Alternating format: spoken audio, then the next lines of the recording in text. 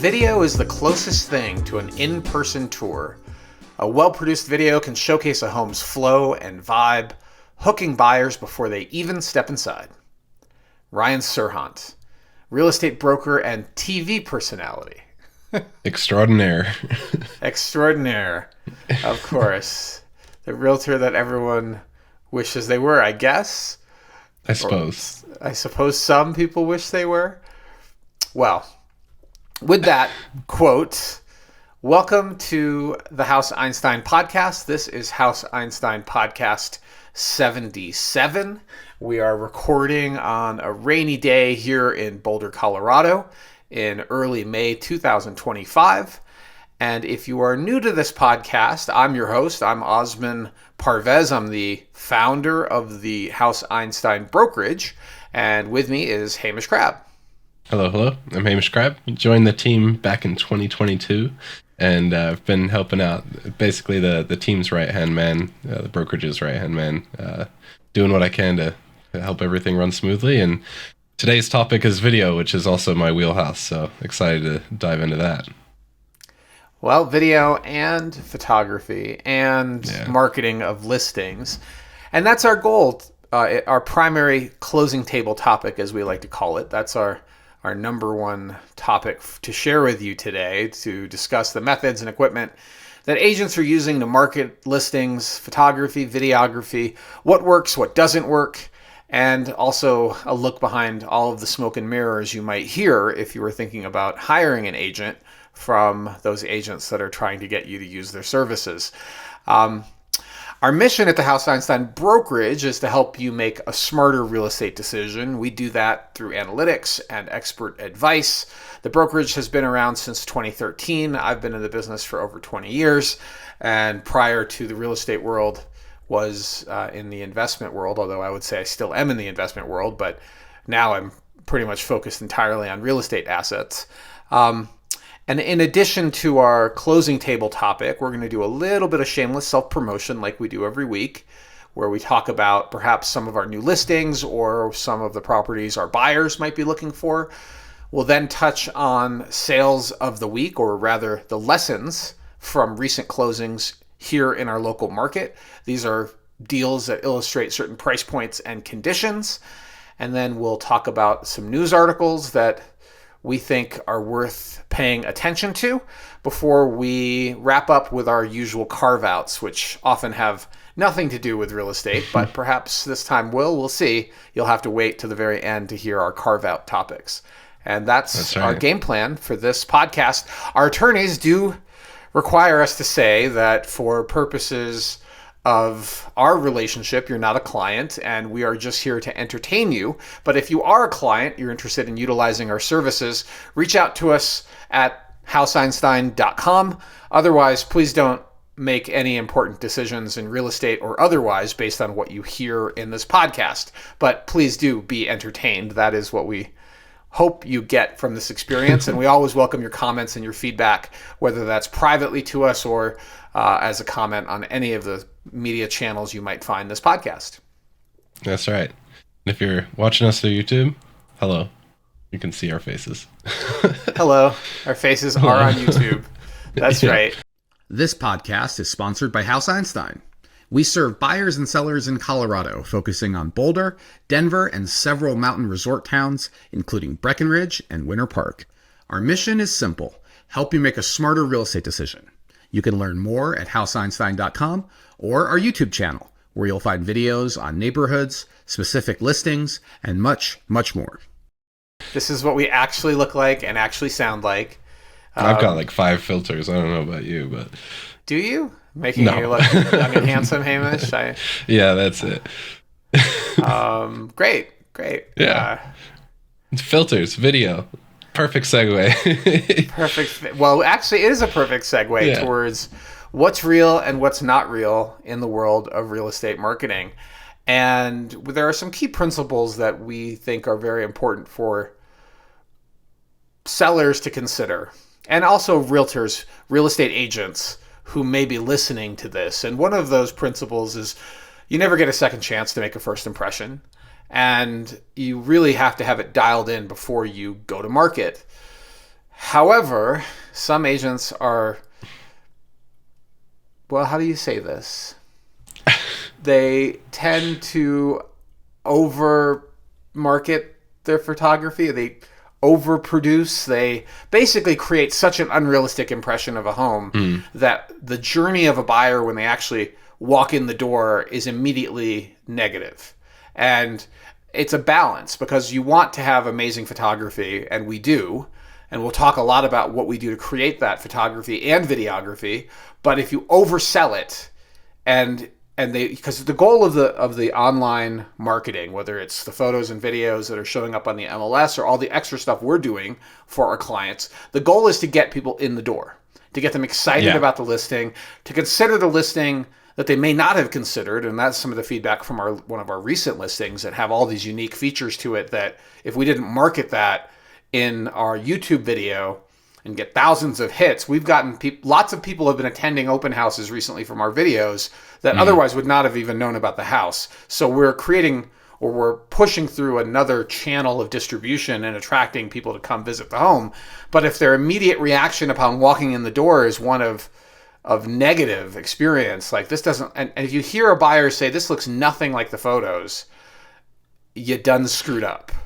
Yeah, either way, right? Like even if the photos poorly represent the home and you come in and they look nothing like the photos, well then you're reducing your chances of getting people in the door too, right?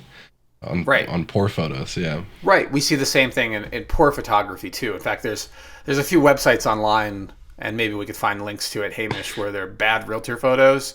Oh, really? And I don't share those because it's unprofessional for us to share those, and you're also supposed to not be hypercritical of our colleagues, but some of them frankly just deserve it with horrible cell phone photos, dark, really just, I mean, the number of things we've seen in listing photos and shared internally with I was going to say internally, we share these photos when we see really bad listings appear on the market, but externally we don't normally talk about them because it's not professional to do so. Poor form. So keep in mind the number one goal is to drive traffic to the listing, and you have to be careful to not overdo it with all of the tools that are currently available. And one of the tools we see a lot of agents abusing are the fake sunsets and glowing yeah, we windows. Always mention that, especially during our sales of the week segment. the possessed house photo, like it might capture the eye, but it's so unrealistic as a portrayal of the house that it's kind of a cliche. But those sunset photos do attract eyeballs, and so we have used them ourselves, but we try to not go over the top with them. Do it for real too. Like I shot, it's listed and active, so 3338 Auckland Drive up in Berthoud. Went over there and specifically took twilight photos, but you'll notice they're distinctly different than the photoshopped ones that you would see elsewhere. You know? Right. Yeah. So it's an option to do a photoshopped twilight photo. It's far better to do a real one. And depending on the price range and location, as well as your realtor's willingness to pay for those services, you may or may not get, well, you may get a spectrum of quality, I guess I should say, for what the options are. So let's jump in with what images to show on social media. And frequently we get people asking, well, wait, actually it's our sellers that ask this. It's not the buyers that ask this question. But they're like, wait, what about this room or that room? Why aren't you photographing the garage? And really quick, you're saying social media separate from the MLS, or are you saying like just photos in general? I'm saying photos in general. Photos on social media have value, but in many cases, the value is more to marketing the agent than to actually selling the house. Right. It's a bit of a balance, but I would say photos that end up on, and video that ends up on the MLS is mostly about selling the house. The eyeballs that are going to the MLS are more likely to be serious buyers. There are more eyeballs, and here's a dirty secret about real estate that your agent probably doesn't want you to know, and that is there are more eyeballs going to Zillow than there are eyeballs going to the MLS. Dramatically more eyeballs. And Zillow is a brokerage of its own, and we're going to get to this at the end of this closing table topic. We're going to talk about Zillow and Compass and their current war with each other over private listings. But the first principle is the house should look amazing, and the photography should look amazing. It should be seasonally appropriate. The videography should tell the house's story. The photography should also tell the house's story, including things like amenities. But the goal of all of that is to drive traffic to walk in the door, to schedule a showing or attend an open house. And then once the buyer's in the house, their journey in touring the house is an entirely separate topic, which we probably aren't going to get to because it's also really important, and there's some tricks. And we're talking media, yeah. Right, we're photo and video on this one. We're going to focus on the photo and video side of this, but there are a lot of tricks and techniques to encouraging buyers to submit an offer and have a positive emotional journey when they walk in the door as well. And your agent should be guiding you through all of those things. But some of those tricks are pretty clever to help create a feeling of warmth and hominess to the property. Some of them are a little bit, in my opinion, a little shady. Other offers are coming in, you better hurry, even though it's been on the market 3 months.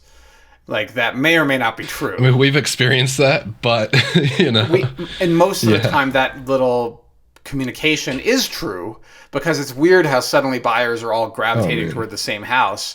It may have just dropped into a lower and more competitive price point, but it also could just be that the listing agent knows that scarcity creates interest, and humans are social, and if you hear somebody else wants it, you want it more. And so they're trying to encourage your interest by lying about other people submitting offers or being interested in the home. And frankly, there's no way to know whether they're lying or not. So exactly. Unless you want to just sit on the sideline and let somebody else put it under contract. But there are all these cognitive biases that you can learn about. It's Daniel Kahneman's work. It's behavioral economics. It's worth knowing some of the most important ones. Also not the topic of this podcast. We could talk about it another time. But those are the types of emotional triggers that sometimes cause people to act against their own interest and then double down on their commitment later to the property. So it happens to everyone. These cognitive biases are difficult to look past or to overcome. Just like, and it's not a cognitive bias, it's just a reality.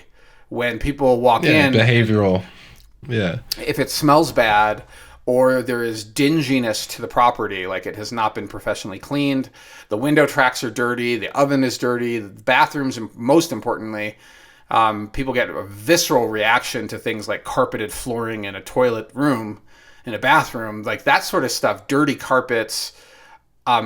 It's so important to spend the money. Look, we have a listing going live this week, and the carpets have all been replaced. Actually, 3 listings going live in the next 2 weeks. All of them have brand new carpet, and the reason they have brand new carpet is because all of them showed wear and tear like a normal older carpet does, and everyone is grossed out by dirty carpet. So spend $3,000-$5,000, whatever the number is. You don't need to buy high-end carpet. But you need to deal with the reality of the buyer's journey when they walk in the door. And now we're having that other podcast, Hamish, that I said we wouldn't have. We're going to focus on photos and video. Yeah. This back to photo and video. One of the things that I learned first, and I think I'm still learning it, to be quite honest, and it's part of the reason so I shoot the video and the photo here at the brokerage, and consistently now I'm sending Osman more photos than we could ever even possibly fit on the listings. And I think part of the reason I'm doing that is I don't know what story necessarily we're building quite yet. And circling back, one of the first things I learned was you don't want to give away essentially the whole pie, right? Like, these photos should be inviting and interesting, but they shouldn't be enough. You want whoever's viewing the photos to come and see the home. You don't want them to kind of see the whole picture, or I think it was like a picture that all it did was show how these 2 rooms connect. Like, it was nothing really visually pretty or gorgeous, and the idea was like, we don't need that. If somebody's really interested, they can come see it themselves. Is that? I think I know where you're going with this, Hamish, and that's if it's an ordinary builder grade powder room on the main, and it's difficult to photograph because it's such a small room, and it still has the original builder grade finishes, the builder grade toilet in it from 25 years ago, don't take a photo It's of just that basic. room. Yeah, exactly. We could take a photo of the room for our records, but Sure. it adds zero attractiveness, right? We don't want that photo in the stack that ends up on the MLS because it doesn't tell a story of how you might want to live in this house. And the same goes for all sorts of other rooms in a home. Like we just took one out of the stack for an upcoming listing that shows a busy storage room in the basement. Now, if the storage room was empty or really well organized with matching bins, that's a different story, right? But if it's a whole hodgepodge of full shelves with the wide angle lens does make the room look big, but it also looks cluttered. And it also tells a story of perhaps the seller's out of space and that's why they're moving. So this house must be too small. So the photographs have to be very Glad you took it out. chosen. I did not like that photo. Yeah. And if it doesn't have good curb appeal, you can't overcome the curb appeal factor. You can start with an interior shot of a kitchen. Kitchens do sell homes. Views sell homes. But an overgrown landscaping situation or poor curb appeal with a color that's quite dated or, let's say, creative, unique to the buyer or the seller's original vision, like a purple house because they love the color purple, you may want to just not lead with that photo. But when you do that, everyone in the industry knows it probably doesn't have good curb appeal when the first photo is the kitchen, right? Like there's a whole language and around the listing description and the photo order that tells you a lot about the home that you have to read. After you've been doing this for 20 plus years, you can read the tea leaves, right? Seller motivated, for example, in the public remarks is code language for seller willing to take a low offer. Like lowball me. Lowball me is what they're saying. You should never write so this is the other thing, and we're talking about listing descriptions and not the photo again. But the listing description, it's all you should never really focus on priced right, better than a recent appraisal. That's not how people make emotional decisions around real estate, and the vast majority of purchases are not investors, especially right now in this interest rate environment. They're homeowners buying for themselves, and so you have to focus on the emotional side of it. And great deal. What a great deal is code language for it's a really bad listing, and it might still be overpriced. Right. So with the photo stack, selection of those photos is really important. And a curb appeal shot should always be the lead photo. Views, aerials, local amenities like trailheads or the Whole Foods or the Googleplex is really close, could also be in the photo stack. You're limited to the number of photos in the deck. I believe in it's our 40. local MLS, currently our MLS up in the northern Colorado area allows for 40. Some allow for more, some allow for less. If the home is staged or recently updated and remodeled and staged, there's also opportunities for what we call detail shots. And those detail shots, you will see like it might be a flower vase and the background is, it might be a table setting, or it might be like the angle of the couch and the fireplace in the background. Like you're telling a story. You're not showing the home's dimensions. What's really funny, Hamish, last night we stumbled onto this video and it was actually about Star Wars on YouTube. Okay. And it was really interesting because the point of the video was they showed you a number of scenes from the first Star Wars. No, not just the first one, all of them. And they removed the dialogue. And all you heard was the music.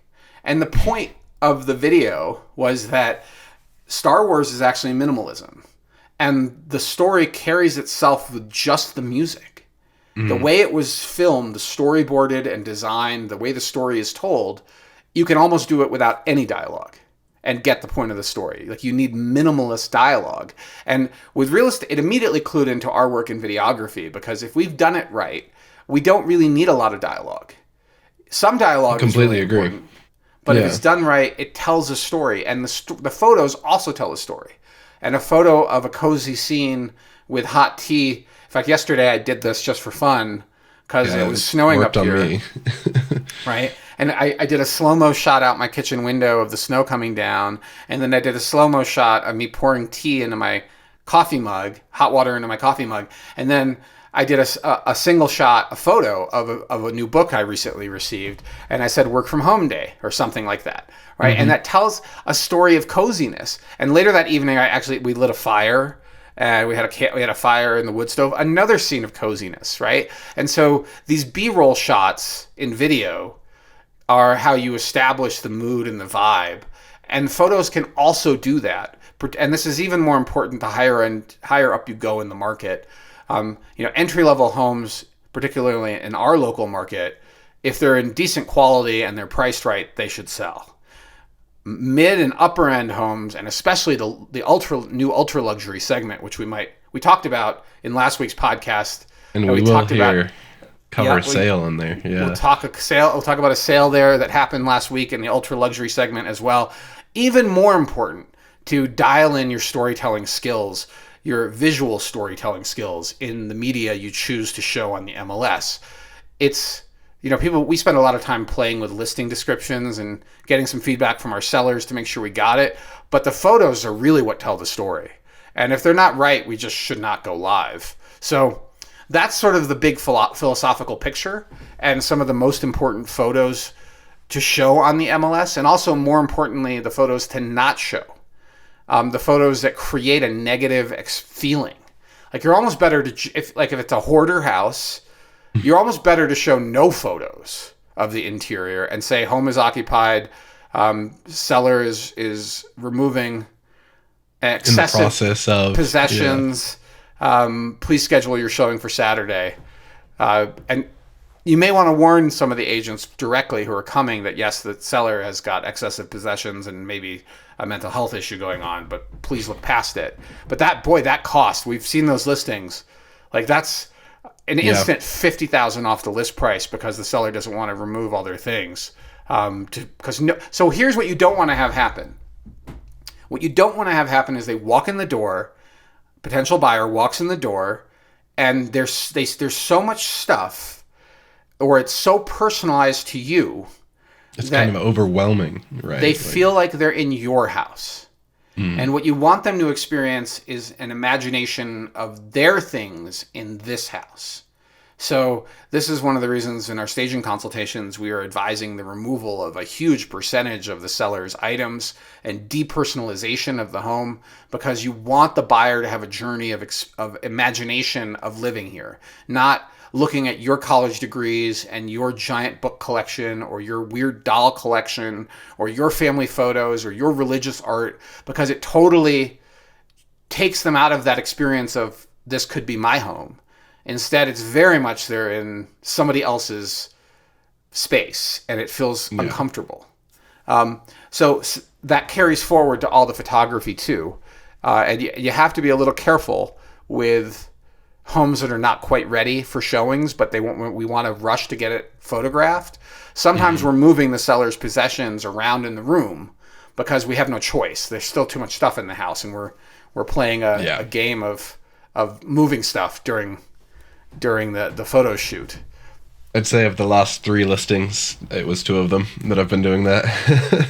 2 or 3, yeah. And it takes up time too, like it kind of increases the workload because you're focusing on composition, but then you're shooting and then double shooting to see things and spot things and try to move things, and you can't be perfect all the time.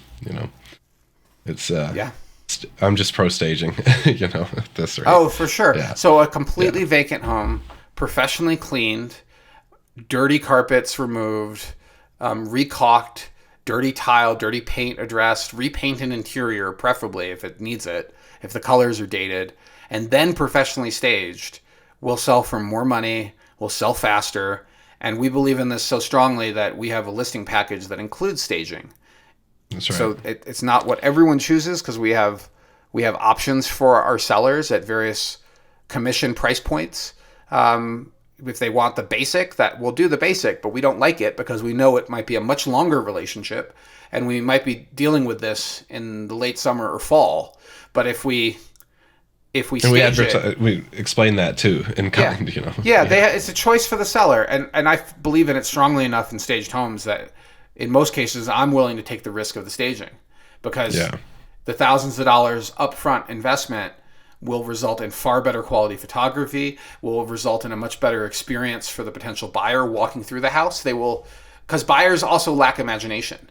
And when the home is completely vacant, they can't imagine what the rooms would look like. Even like they can't get the dimensions of the room. I can't tell you how many rooms I've walked into and my buyer's like, boy, this room looks really small. And I'm like, hold on. And I whip out the laser measure and I'm like, it's 19 by 20. This room's huge. It's huge. Yeah. Like this is a big bedroom, and yet it feels so small because it's completely empty. But if it had a king size bed, a dresser, 2 end tables, and some nice art, but not too much, and it's professionally, the colors are color coordinated. Maybe there's a green fake plant in the corner. It changes the entire feeling, and they can imagine it being, oh yeah, this is a great bedroom, right? Yeah. This works. No, 100%. Or this is how the living room should be laid out, or this is how the dining room should be laid out. And in some cases, like I sold a listing, this is probably 10 years ago, where the house was way too small and didn't have a formal dining area at all, and instead had like a little nookie space for like a nook, not nookie. Like Eden. Nook. Yeah, space. I like nookie. Nookie means something else.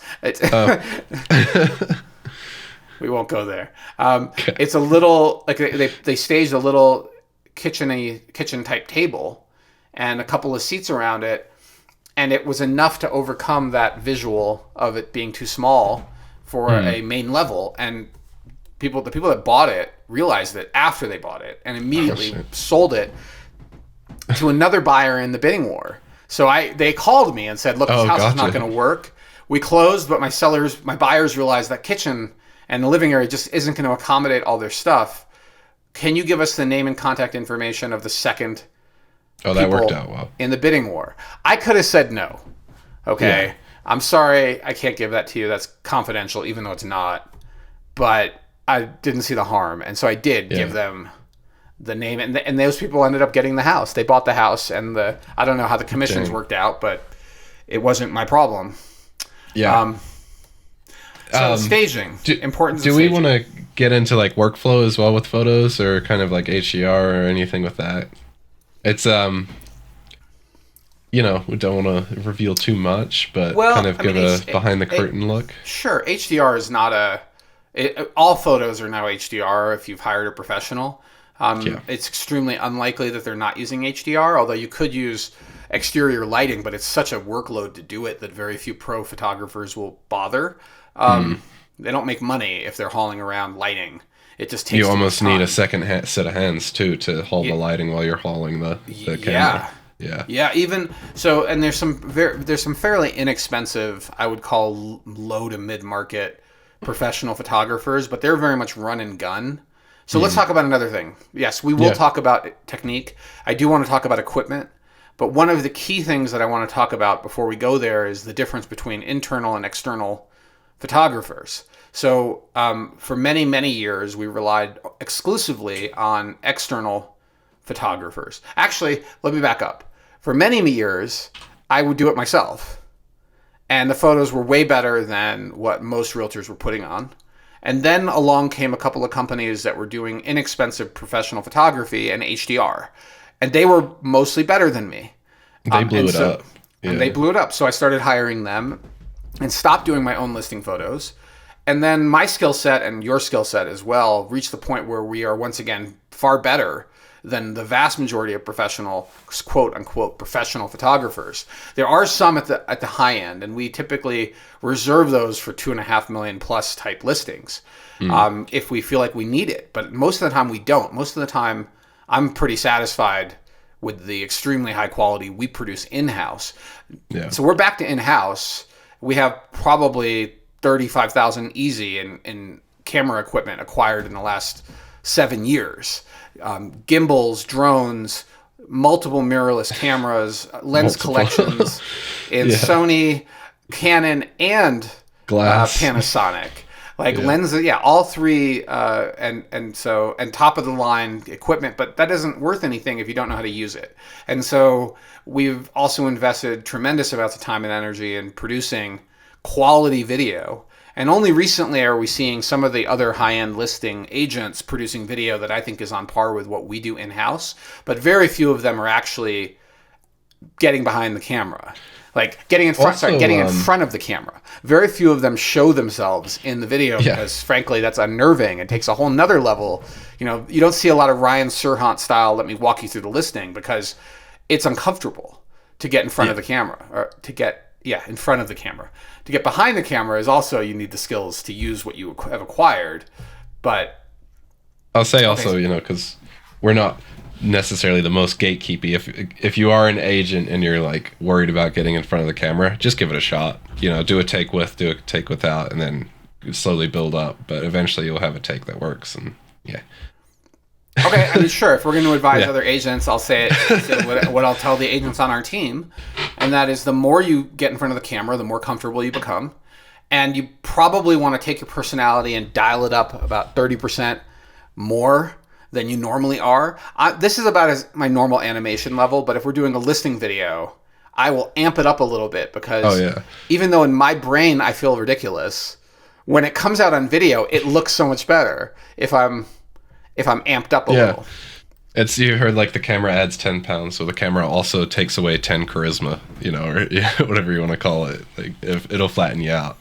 Oh shoot, I had something else on the services and the videos. Oh, something we're also not seeing from a lot of our competitors is they'll have these very nice, highly polished videos, but they're not getting them out either. Like it's not enough to have the video file and just maybe post it up to your YouTube. You gotta be giving it to the people, you know, like posting it through all the socials, disseminating it in as many different formats as you can. Boosting's totally a thing, but also just maximizing the amount of eyes that see the video is pretty key as well. Go look at their YouTubes and look at their viewer count on their videos, and you will get the truth about what they're actually doing to distribute your listing in advertising. The MLS itself is not enough. You need to be advertising on all social media channels, and that increases. That's what you're. I mean, look, it's right to ask, especially after the commission lawsuit. What are you paying for? There's a guy in town called Realtors Hate Me that started a new company. He failed in selling his own listing. He started a company? Right? He failed in selling his own listing. He disparaged the former listing agent pretty aggressively. As an agent we know and have done multiple deals with. Her face is on his Instagram channel as he tears her apart for various things. But in the end, he failed to sell his listing. So now he's starting a company to help homeowners sell their own listings.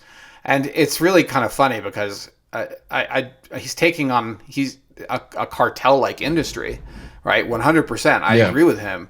But his approach to doing it is so ridiculous. Like, would you hire somebody who couldn't even sell his own house? And now he's like thinks he's got the answers for. Anyway, okay, that's a whole nother topic. But one thing I want to mention, Hamish, let's go back to photography.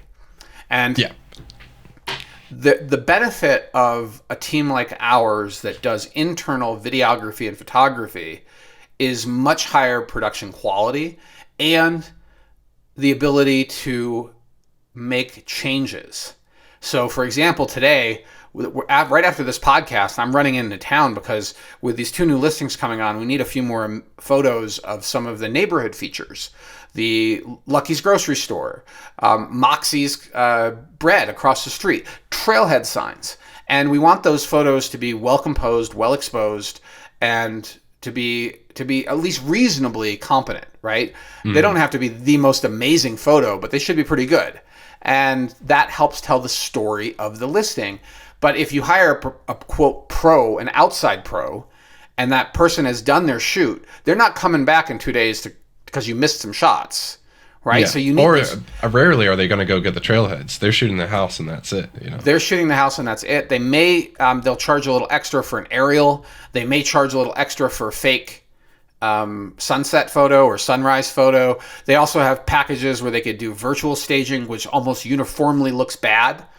really looks bad and runs a liability risk that the dimensionality Rarely is do not we right. consider it. Yeah, We very don't niche. recommend virtual staging because almost always it looks really bad. So that's the other benefit of hiring a team like ours that has the ability to come back. And I mean, just this last week, Hamish, you came all the way up to my house to pick up the 1535 lens. Because the lens we have two wide angles. I would call these the general purpose lenses, right? They are 16 to 28. Yeah, general purpose is a good way. And to put 15 to 35. One is an L glass lens. One is not. But it doesn't. You don't really need super fast lenses for real estate photography because it's on a tripod. But we needed that extra millimeter, so you drove 2 hours round trip to get a lens. To make this happen. Not get it, and then I drove a second time as part of a showing. Right, you got up here right. another time to get up here to get that lens, and that's a key difference is that the ability to improve the photo stack in the few days before the listing goes active is something that is very difficult for other real estate agents who rely exclusively on outside videographers and photographers to make those improvements. And we can make those improvements because we're developing it internally. And I'm extremely satisfied with the quality of our work at this point.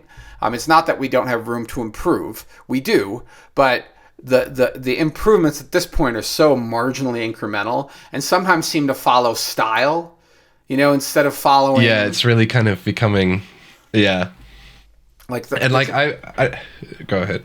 Like there's a real estate style right now that's becoming a little bit more popular, and it's adding sort of a creamy color tone grade to the photo. So it's softening some of these photos and making them look a little more Kodachrome-y, but without full Kodachrome gold. Like it's sort of 20% to Kodachrome is what they look like to me in my eyes.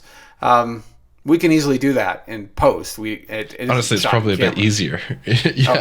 I'm thinking like a lot of the stuff we get is I'm like sharpening stuff up, but no, I don't think we'll ever rest on our laurels. I just don't think we're wired that way. So it's been a lot of fun starting from, I'd say, pretty poor, bracketed exposure shots to having a very pretty much at this point robust HDR merge process, and then post all the processing that we're doing on these photos to really get them to where we want them to be. I've put together a little preset now that's got super subtle incorporation of kind of our brand colors into like the shadows and the highlights.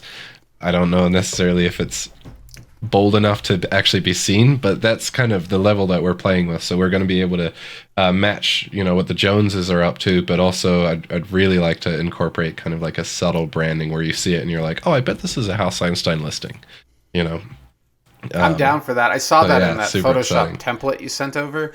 My first question is, are we doing this in Photoshop or are we doing this in Lightroom? I mean, I would prefer it to be in Lightroom. That way we're just exporting into Photoshop and making some minor adjustments in Photoshop. But because the Photoshop, at least my experience with batch processing on Photoshop is it's more of a pain. Lightroom, it's way easier to batch add a preset you created to all the photos. The only question I have in that process is that if it should be the same between the Canon R6 and the Canon R5 when we're both shooting RAW. They should look exactly the same with the exact same preset applied. Our monitors should change none of that. But if you're switching to your new GH7, which we'll talk about in a little bit. Well, I'm not I'm not photographing on the 7. That's right. You're only doing video on that. Okay. Got it. So and like the Photoshop LUT has a lot more strength and like kind of more impact to it. So I like that for kind of like our cover photos, and if you go on our Instagram and see our wall, it's pretty much like super branded. But then when it's something like MLS and we want to show off the natural light and stuff, you have to go a little bit more subtle, otherwise you'll crush those highlights and lose a little bit of the back to what you show on social media and stuff. Is you want to show a bright, open, airy room, right? So you kind of need to lean towards that too. I agree fully. And plus, go ahead. Yeah, plus going from that Photoshop LUT that I made to Lightroom is so much more complex than I thought it would be.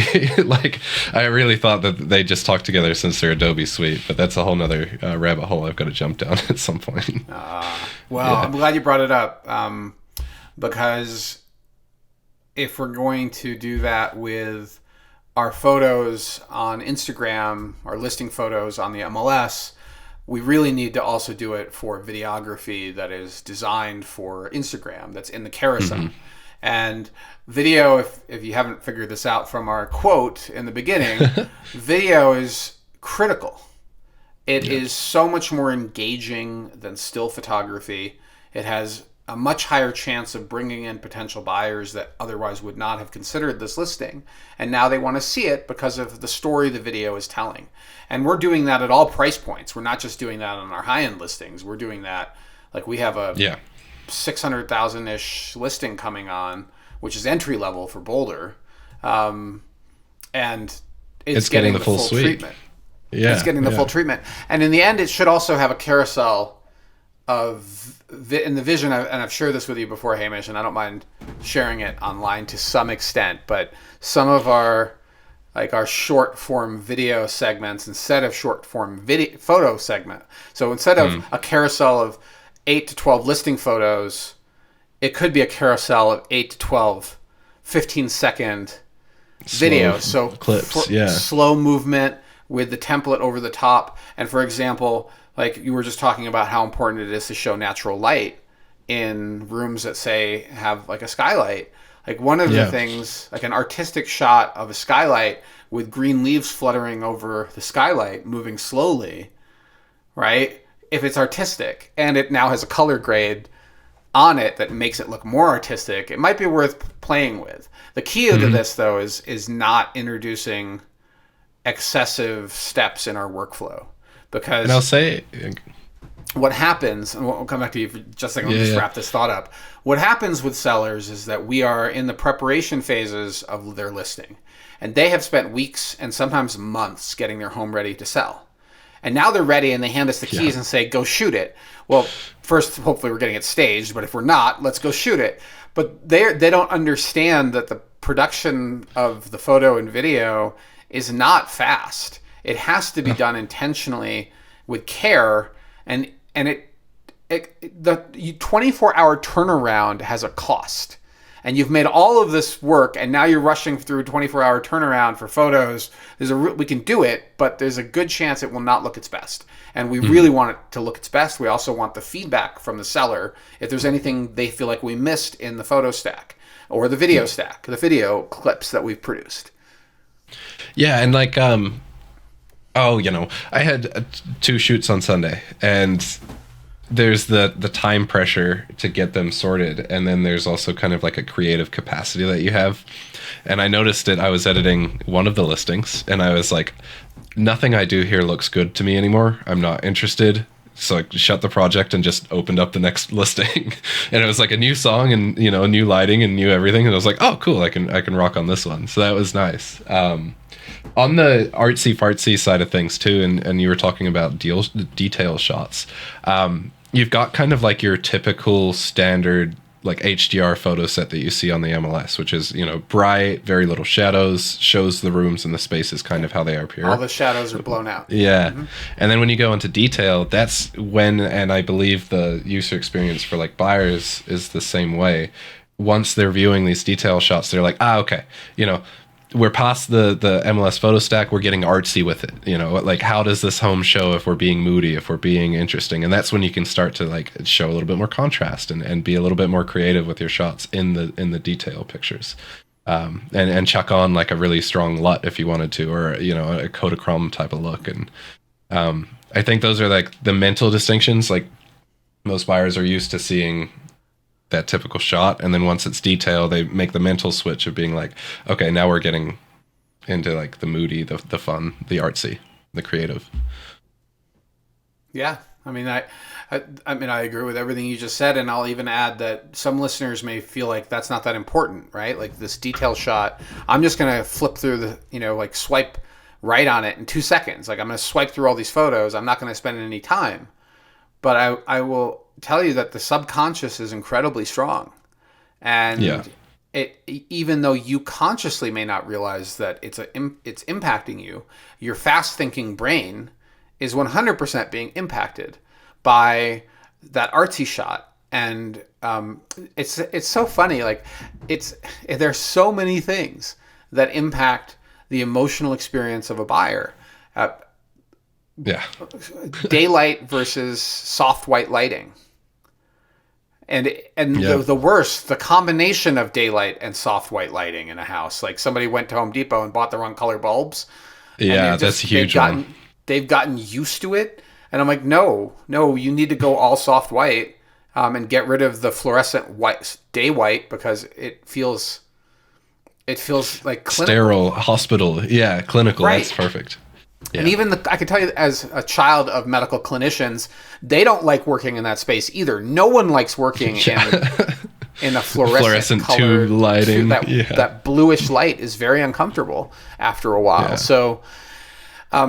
So the photo stack, when you flip through it, or even more important, the video has to have been color graded in a way that is pleasing to the eye and consistent and affects people subconsciously.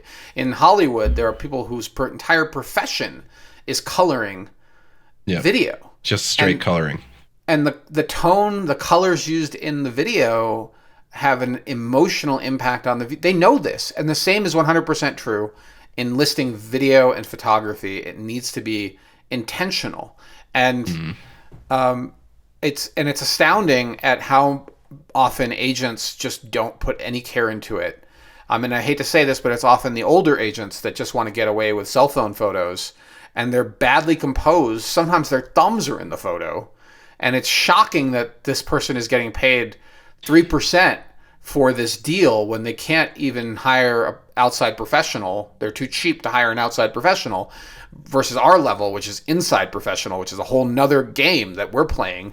They're playing the how cheaply can I do this? And I sell 3 to 5 houses a year, and it's always what's worked for me. But they don't realize that the entire marketing changed. The game's changed. And maybe that's a title. Maybe the game's changed would be a great title, Hamish. Or the game has changed or something. Yeah, I'll write that in. And one thing I would like to do, because we're almost into this for 45 minutes, I would like to just give a quick equipment rundown for those that are listening. just some thoughts on equipment.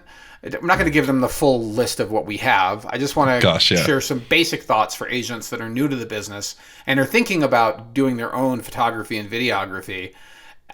So we use multiple full frame cameras in the Canon ecosystem and the Panasonic ecosystem and the Sony ecosystem.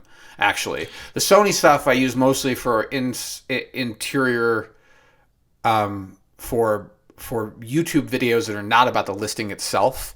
It's a very compact setup and it's very convenient to use. And the Sony colors out of the box look great. So Sony is a good ecosystem to be in. It's not about the camera though, but you do need something that can shoot at least 4K 30 and better off 4K 60 so that you can slow down shots and make them look more cinematic. So 4K 60 full frame cameras are a must, and then you need a wide angle, you need a medium, and then you don't need a super long lens, a super telephoto lens, but something that you gives want a fast one.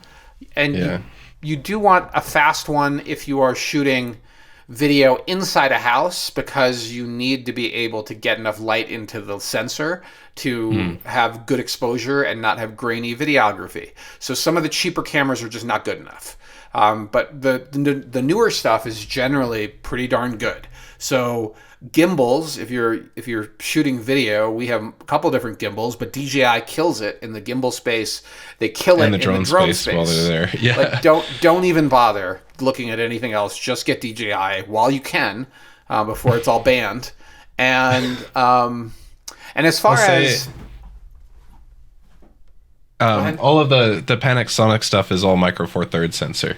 And there's a little bit of nuance there, but also the sensor design is different. So people, full frame is very good, especially for like print format and things like that. But the sensors themselves are designed differently, and they're designed to capture light differently. So it's not necessarily like a size bigger is more light.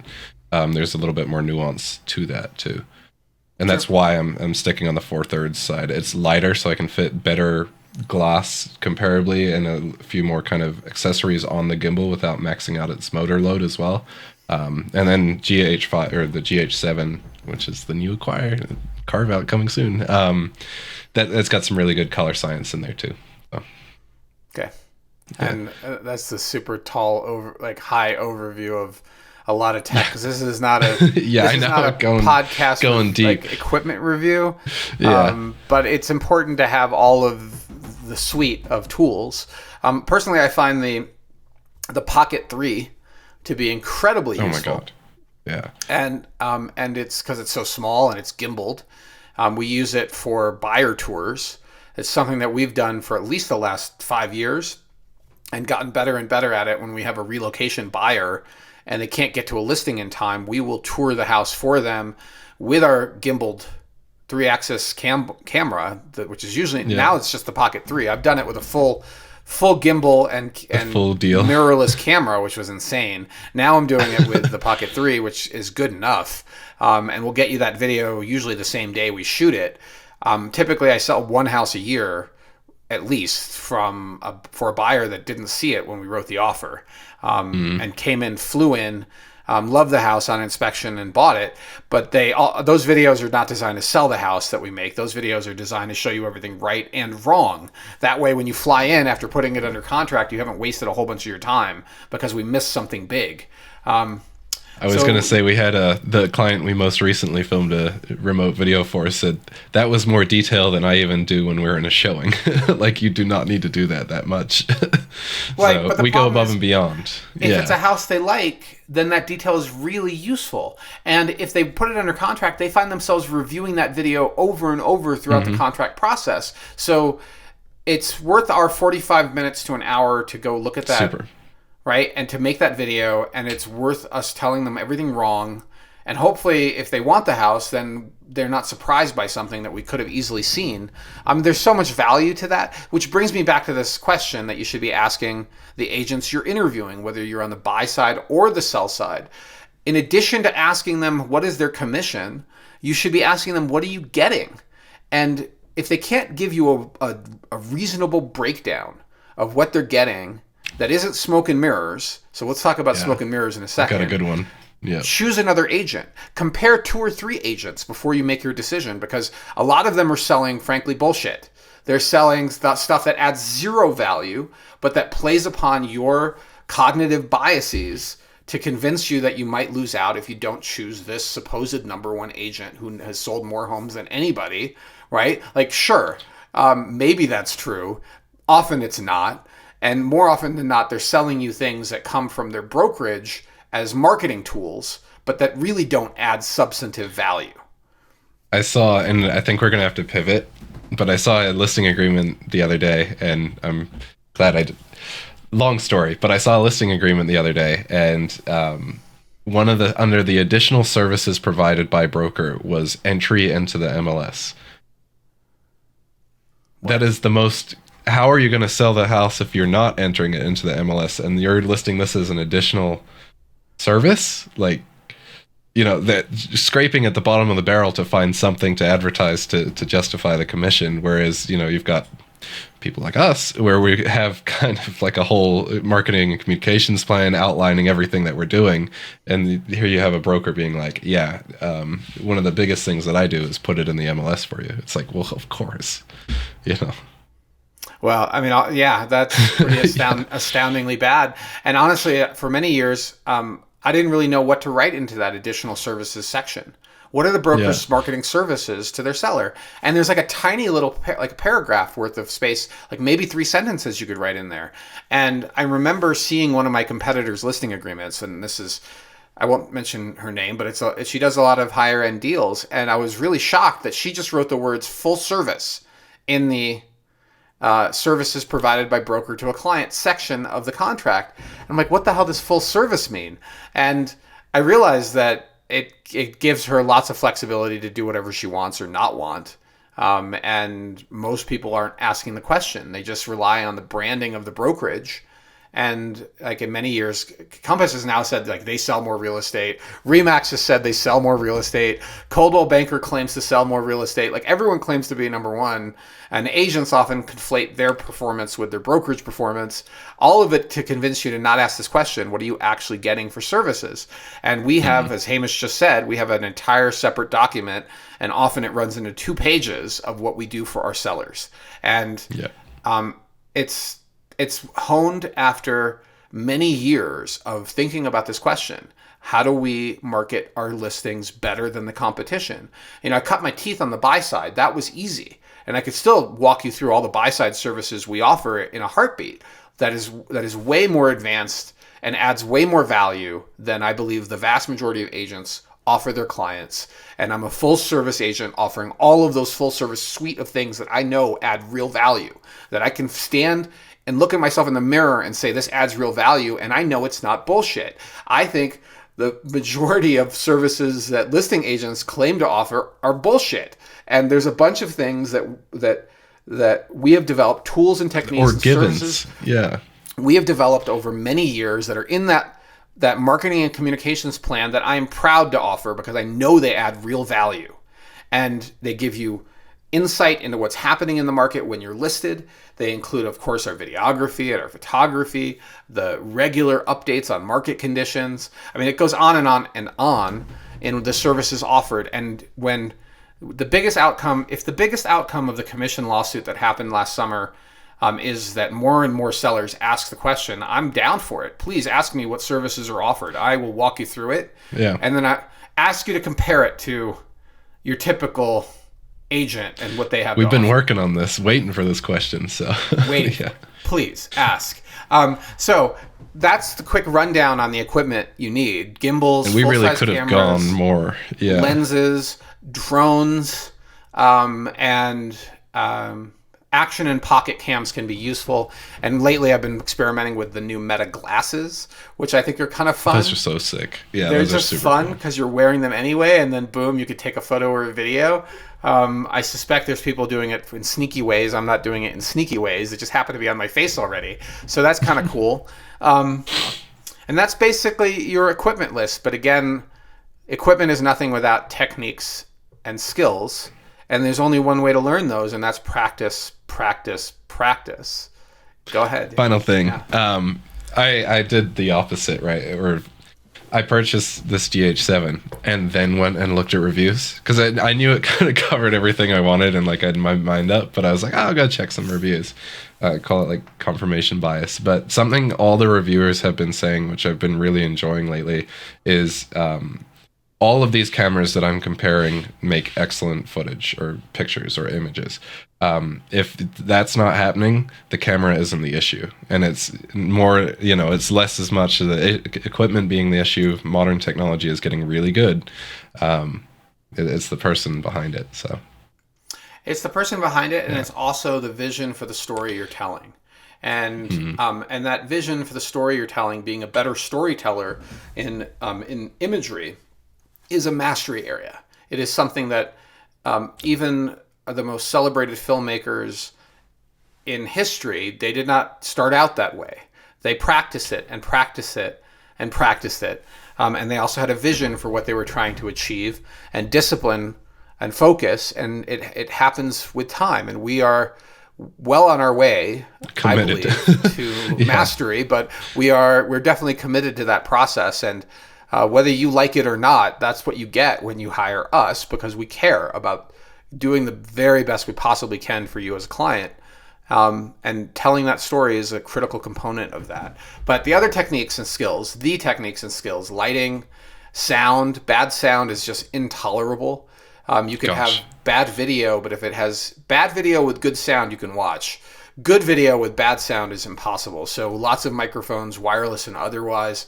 Even this podcast, I now have a backup mic sitting here in case we have a microphone issue, so we don't. I'm recording 2 different videos right now, just in case. In case, backups and redundancies are really important because you may not be able to get out there and shoot again. And then mastering some of the basic camera movements, Hamish. And I think, when we started, we hired an outside videographer for a couple of years, and then for that last year he was with us, you tailed him on every shot. primarily so you could see his movements and his shot settings. And you couldn't see his production behind the scenes. But that, I think, helped get you really to a point of competency.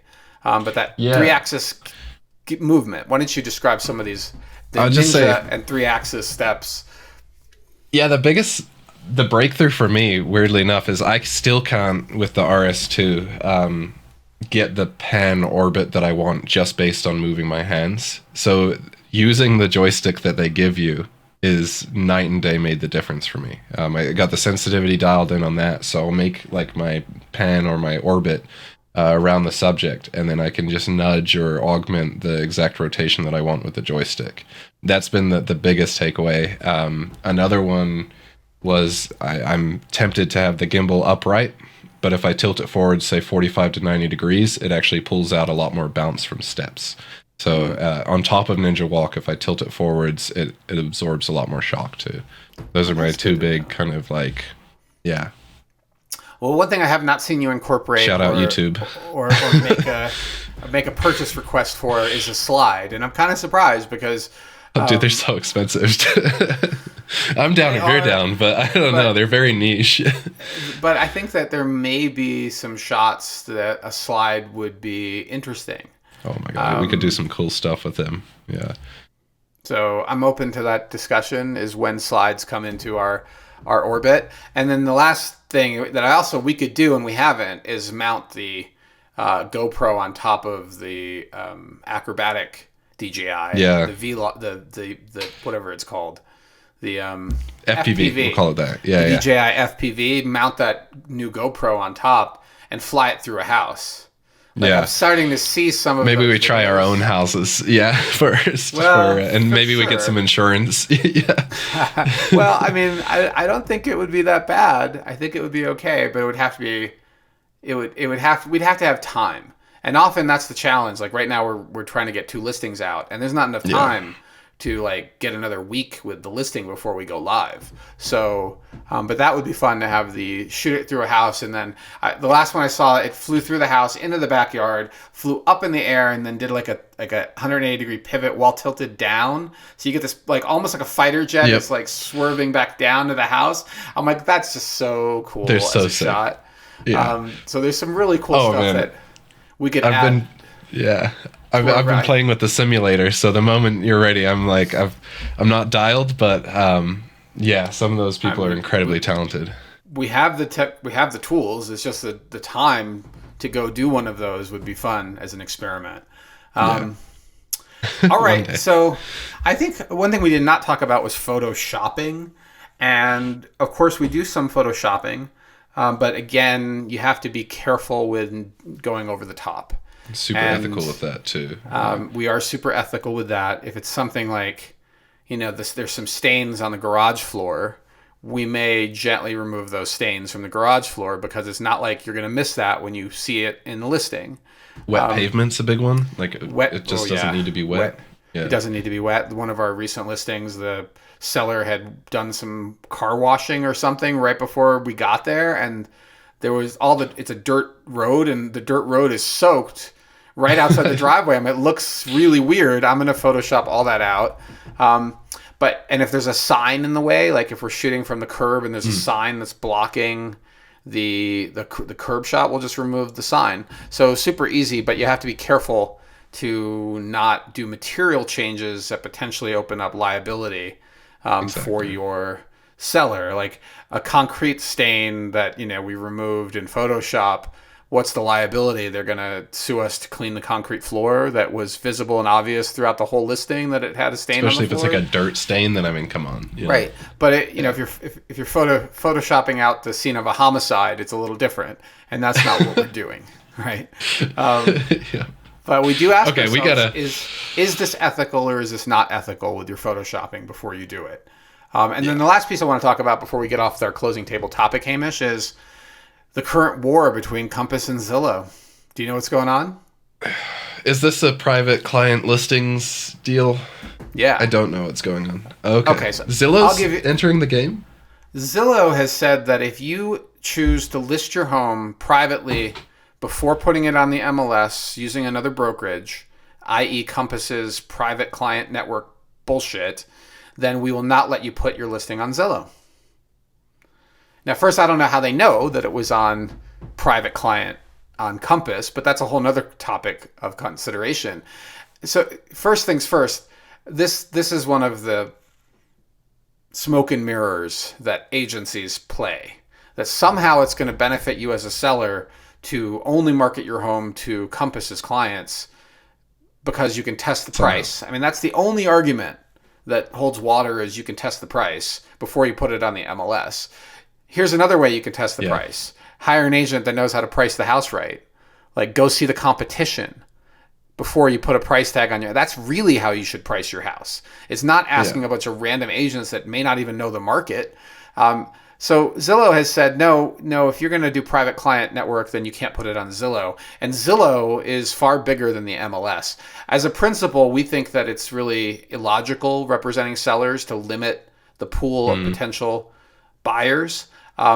Yes, there is an argument that scarcity increases value, right? Like, it's this idea like Hermes and Cartier and other types of true luxury products will allow you into their ecosystem, but they don't allow the general public in.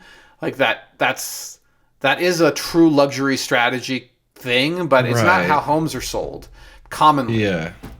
You may get, like, sometimes it's true that there are pocket listings that sell before they're on the MLS. If you are an MLS member, you are legally required to put your listing on the MLS even after it sells.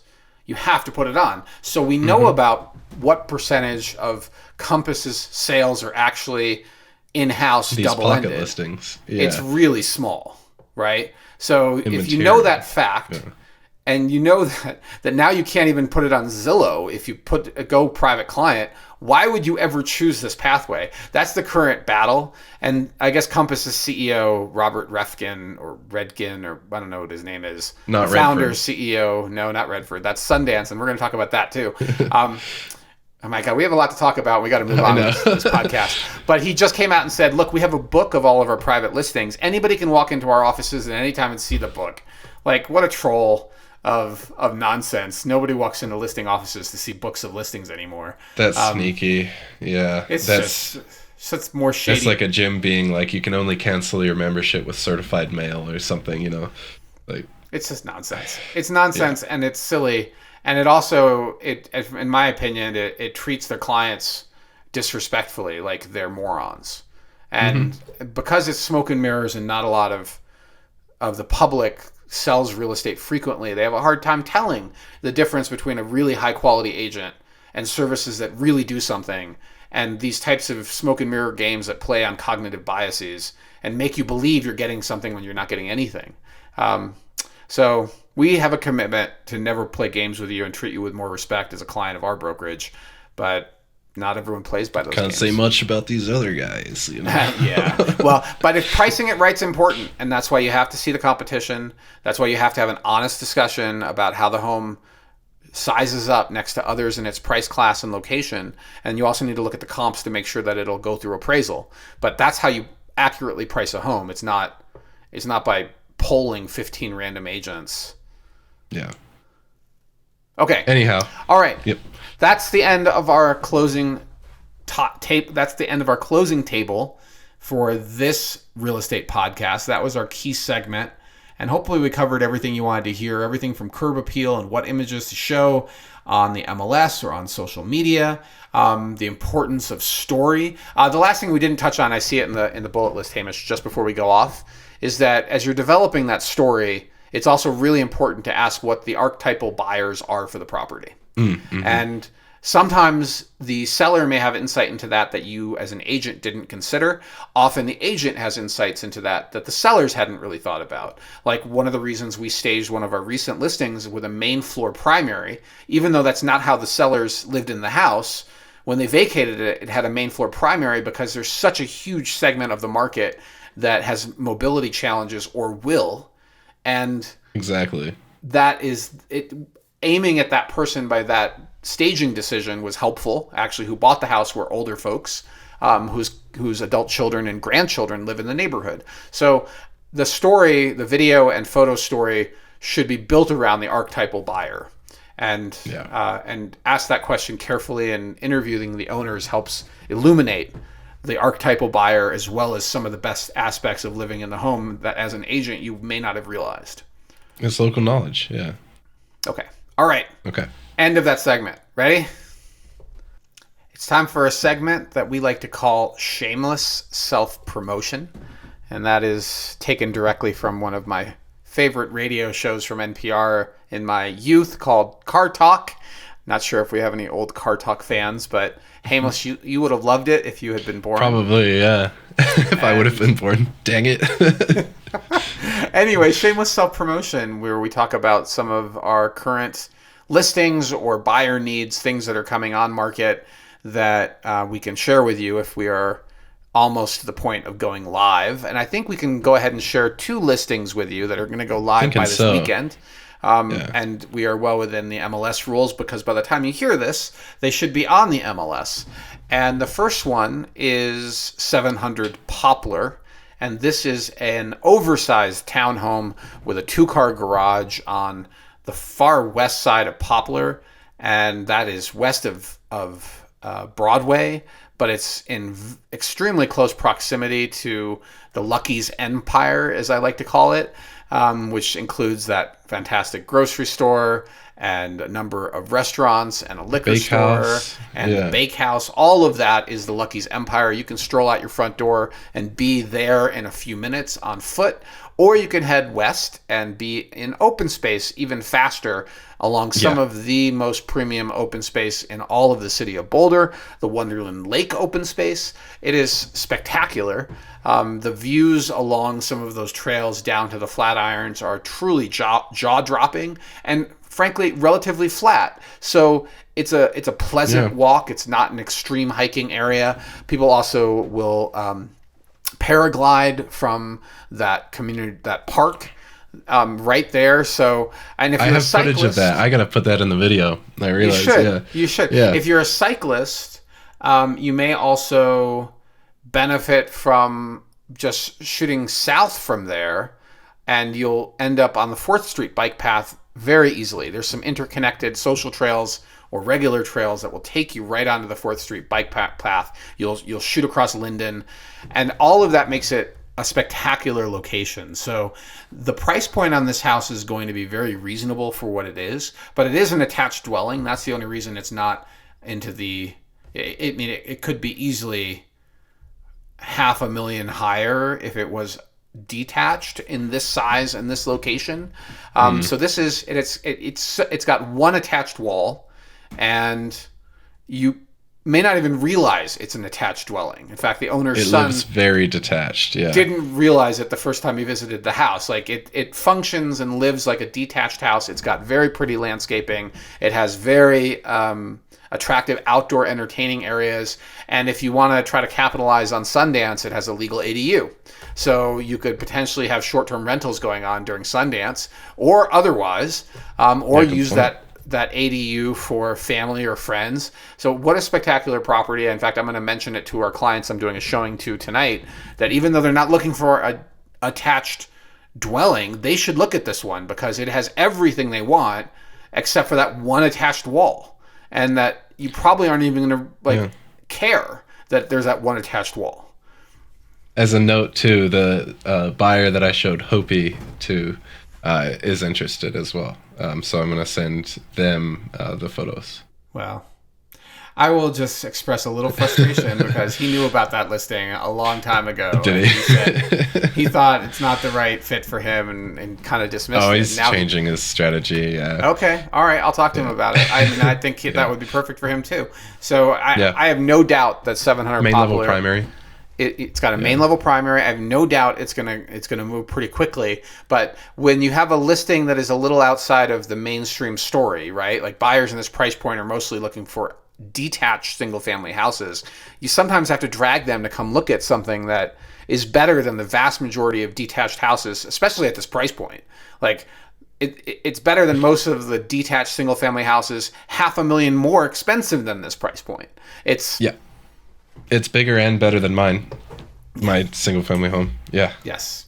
But we have not finalized pricing, so I can't tell you the price of it. But I can tell you that you will be pleasantly surprised. And if you're familiar with this market, you will see that there's nothing else like it in its price class.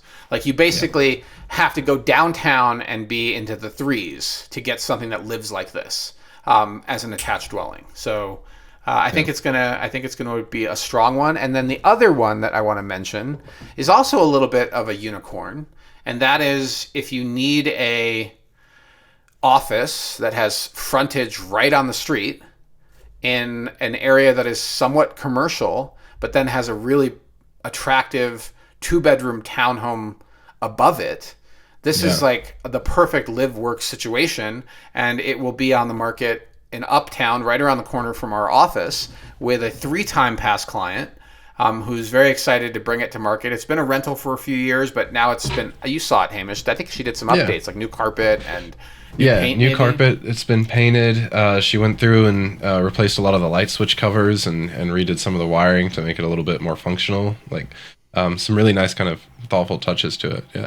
Yeah. I mean, this is a great property. And if you want a work at home situation where you can escape from your family and go downstairs to your own office, maybe you are a therapist, maybe you are some sort of service provider, a consultant, an architect, even a builder's office. This would be a great builder's office. Or, I mean, our office is on that street for a reason. It's just up the street from the new library.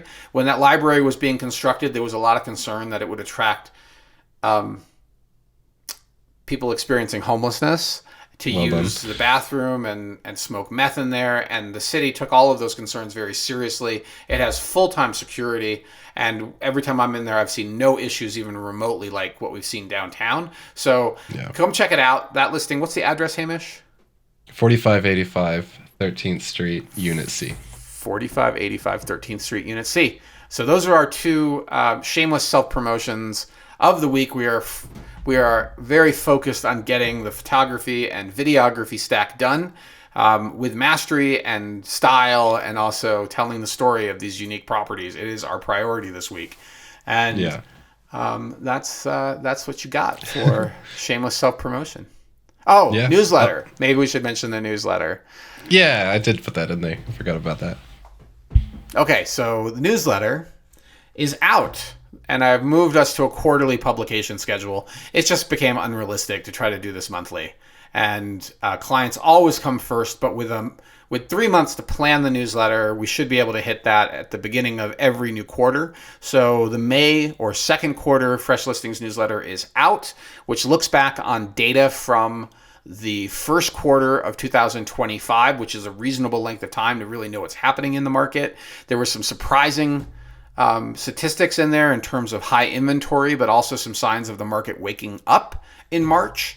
I think that it's likely that you have not seen a chart in there anywhere else that breaks down the market by price range, and you'll be a little surprised to see the data. Hamish, you're highlighting something, and I don't know why, but I'm assuming... I'm getting you links. You're getting links. You're getting links. Okay, so check out the newsletter, and if you'd like to sign up for it, you can do it at houseeinstein.com. That's right. Yeah, so it was a good read. Did a good job. I was very lightly involved in this one, so it's cool to see it go out. But that's the newsletter we harp on every podcast, so it's out. And which we can segue directly from there to our sales of the week. These are lessons learned from recent closings in the footprint that we cover, which is typically Denver to Fort Collins, although we also do a little bit of mountain resort markets as well, a little bit of Nederland. But the first one is 1505 Sunset Boulevard. And the reason it's a good segue is because it is an example of a new class of listings in the city of Boulder, a new class of homes. And these homes are usually in excess of $10 million in price.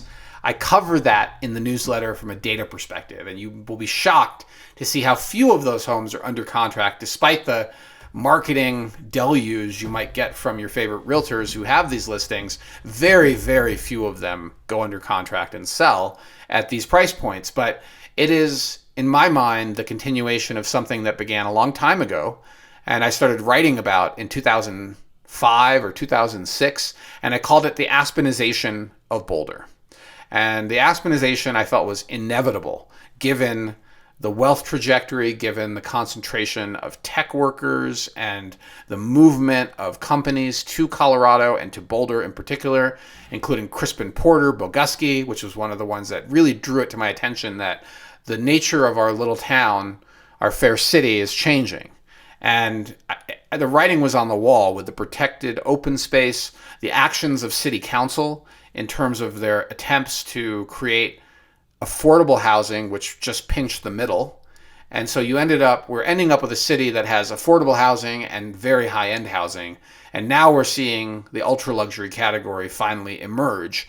And 1505 Sunset Boulevard is a successful example of this. Sunset is an extremely premium location. I've looked at it multiple times for our clients. None of them pulled the trigger because it's mostly about that rare perch. That perch that is minutes to downtown and has view corridors potentially to the north and to the south. It is one of the most desirable spots to own real estate in the city of Boulder. I believe one of my former, I don't think he's currently on the board. He was on a board with me, either at the Dairy or Growing Gardens. I got to remember which board, but he owned a home in this location, and he said that they still get transients. They still get people experiencing homelessness that sometimes are on drugs trying to break in and find their way into this neighborhood. So it's not a gated neighborhood. It's still open to the public. It's a public street, but it is one of the most coveted spots you can find. And this particular house, built in 2016, is now 9 years old. It is 5 bedrooms, 6 baths, 7,246 total square feet, sitting on almost half an acre. Much of that is steep and unbuildable, but where the house is obviously not. It's up on the top of the perch. And there was a luxury broker tour. I went to it and met the listing agent and toured the house, and every room was featuring these jaw-dropping views and also so close to downtown. The construction quality was exquisite. The design was exquisite. The outdoor entertaining spaces were spectacular. The rooms open up to their own view corridor with large glass portals to the outdoors. Every aspect of it was super dialed in. And of the ones we saw that day, so there were 3 homes that were in this ultra luxury category. This was the only one that was, in my opinion, truly compelling. The other ones I felt were largely sticker shock price strategy, which is sort of like, we are going to try to get a lot of attention by pricing it super high. But the reality is it's probably never going to sell at a price point that high, and it may be on the market for years before somebody pulls the trigger. But now with Sundance moving to Boulder, the Aspenization effect is accelerating. And Boulder is very much on the map for becoming like Park City, becoming this not really like a Jackson Hole, or kind of similar? More exactly, like a Jackson Hole, like an Nantucket, where I used to practice real estate and where I got started in real estate. And like Aspen, it will have more and more homes like this. But in order to qualify for the ultra luxury category, these homes should have views that are just to die for, should have construction quality that is off the charts, should have design aesthetics. And renowned as well. And that's the piece that is often missing, is that the Provence, which is something I mentioned in the newsletter, is sometimes missing from these listings that have the price point of ultra luxury, but don't really have the luxury nameplates associated with it. And this listing agent did a great job of highlighting the names of the architecture firms and the construction company, both of which I've heard of and do high-end projects. They're known for their quality. So good job to the listing agent. Congrats to her on getting this one sold. It did sell for a pretty sizable discount to list, $500,000, which when you're starting at 15, I guess a $500,000 discount is... It's all relative, right? Let me open this up on the MLS so I make sure I get the other deal notes, because I was only looking at it from the public portal. So hold on a second. No, totally fine. I'm scrolling the pictures now. No notes. Very pretty.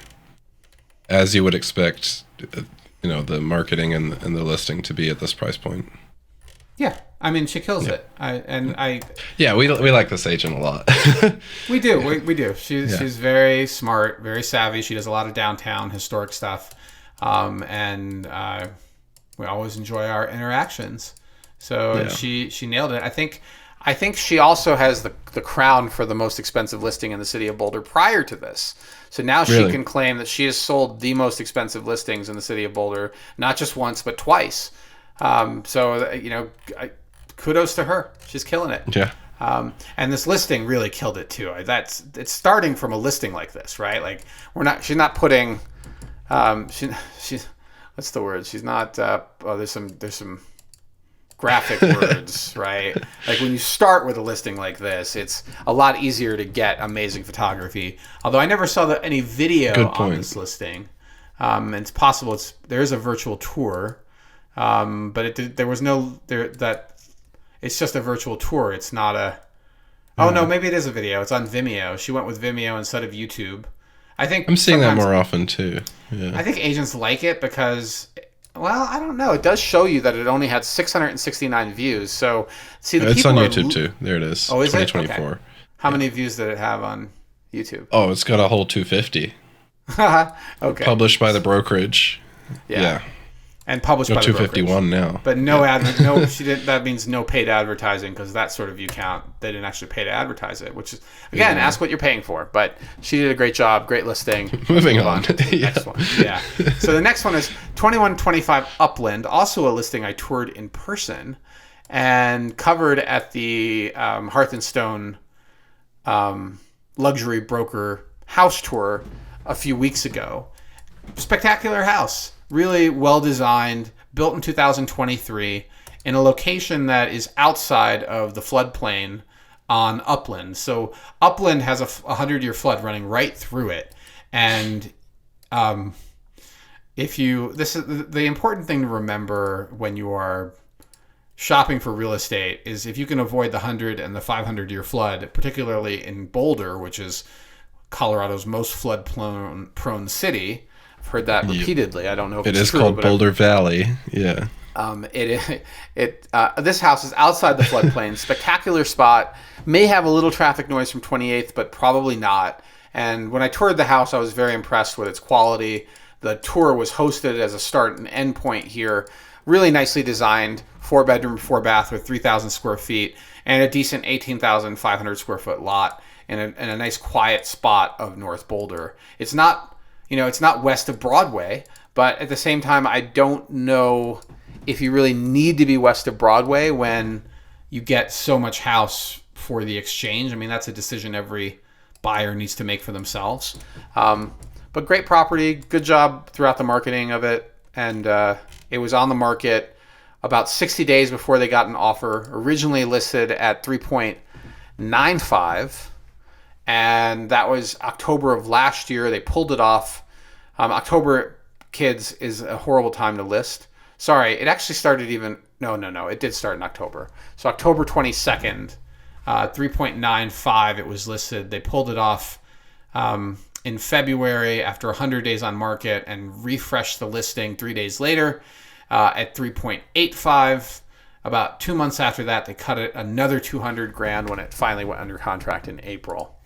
Let me back up for a second and go back to Sunset for a quick sec. It had originally been listed in October as well, not a great time. And it sat on the market, did not get any price changes, right? If you're confident in your price, you don't make price changes when you know the market, and this listing agent knew the market. And it went under contract on the 18th, and they took $500,000 below the list price. So ideal world, you don't list in October. It's really not the best time of year, but what are you going to do? Sometimes sellers want to try it. Okay, let's hit the third listing, 1500 Sunset. So this house is directly across from 7246 Sunset. And I'm sorry, not 72. I got these. We've got a theory for this one. It's directly across from 1505 Sunset. 1500 Sunset is the address of this one. And it was on the market almost 2 months. We do have a theory, as Hamish just said. Actually, it was on the market a lot longer than 2 months, Hamish. This latest listing was a 2-month listing period. But it actually began listing at Original list price was $3.3 million in December of 2023. So by the way, if October's bad, December 14th, which was the original list date, is horrible. Like the week before Christmas, you go live with a make-believe list price of 3.3. And nothing happened. They cut the price to 3.2 in February, and then that listing expired in March of 2024. They refreshed it, still at 3.2 on March 5th, the next day. A month later, they cut it to 3.1, and then in May of last year, they cut it to just below 3, and then that second listing expired. They brought it back a third time. This is about 8 days later, and now the pricing is starting to get more realistic at 2.875. And it's a little confusing because it was 2.875, but they quickly jumped it back up to 3. Like, I don't understand that listing. I think they may have had some miscommunication on the list price, but it was at just under 3. Then it dropped to 2.9, then 2.75, then 2.7, then 2.6, then 2.5, and it expired in January at 2.5. This is January of this year. And a month later, it came live on the market at 2.5, same price. And it went under contract on the 29th and sold for 2.5 on the 28th of April, which was just a couple days ago. So let's look at the other one across the street. And that one closed on May 2nd and had gone under contract on the 18th. And so this one went under contract on the 2nd. So what's interesting is that this house went under contract before 1505 did. So our original thought process was that the person who spent 14.5, invested 14.5 for 1505 Sunset, also bought 1500 Sunset to control and protect their view corridor. Let's face it, this house at 1500 Sunset it's a ranch built in 1950 with 2,600 square feet on a 12,000 square foot lot in Sunset Hill. This is dirt value. It's got something that isn't, it's got like a second story addition or something in one of the last photos in the stack. But I really thought, I was going to ask you if you thought it was like the same kind of design as a Martin Acres ranch. I think it's just a walkout basement, Hamish. No, like I'm seeing like a second story, maybe above the garage or something. Yeah, maybe you're right. Maybe it does have something it does have maybe above a garage. Yeah, you're right. Like a little bump or something to it. In addition, I mean, it's 2,600 square feet, so it's a lot bigger than a Martin Acres ranch. Yeah, it's certainly not small. But I mean, this price point, in my mind, this is one of the neighbors bought it to protect their view, or they bought it to have as a guest house. It's unclear what the story is with this house, but in my opinion, this is pretty much dirt value at 2.5 because you're surrounded by the most expensive homes in the city of Boulder. Yeah. Okie dokie. For time, we're going to move on. Let's move on.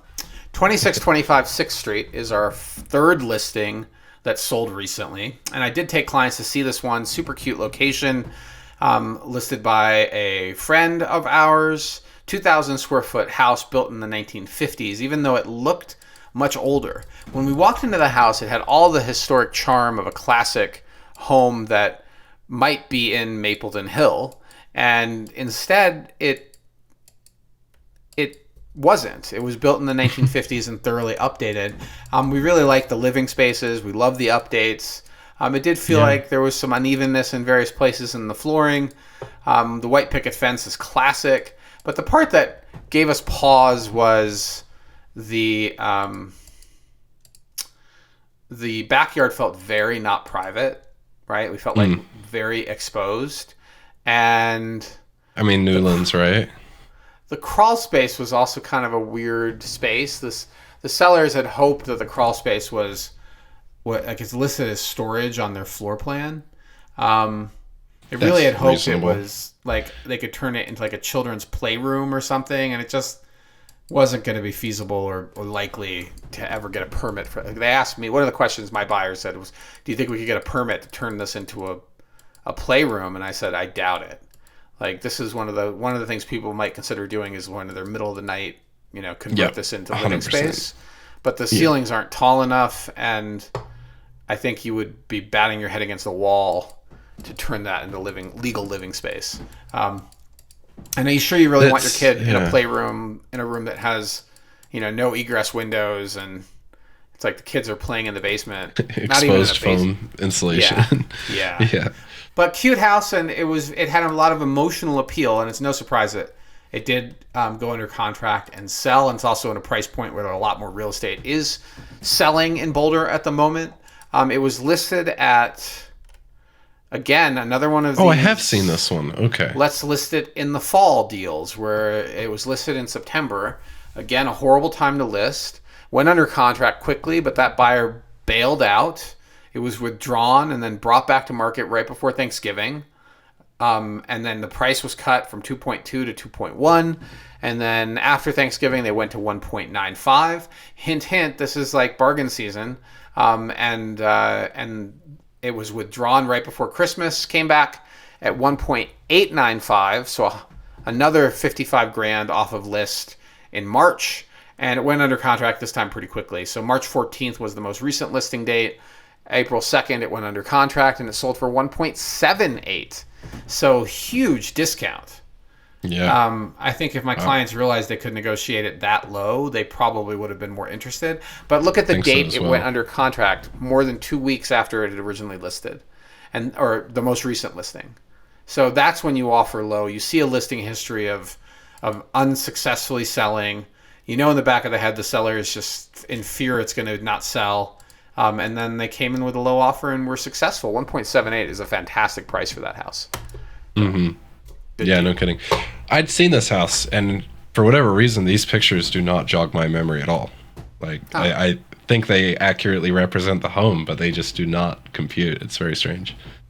Yeah. I mean, maybe they came up with some new listing photos after you saw the house. I thought. Maybe. I think the photos could be a lot cuter. Like there's some. This house is actually super cute.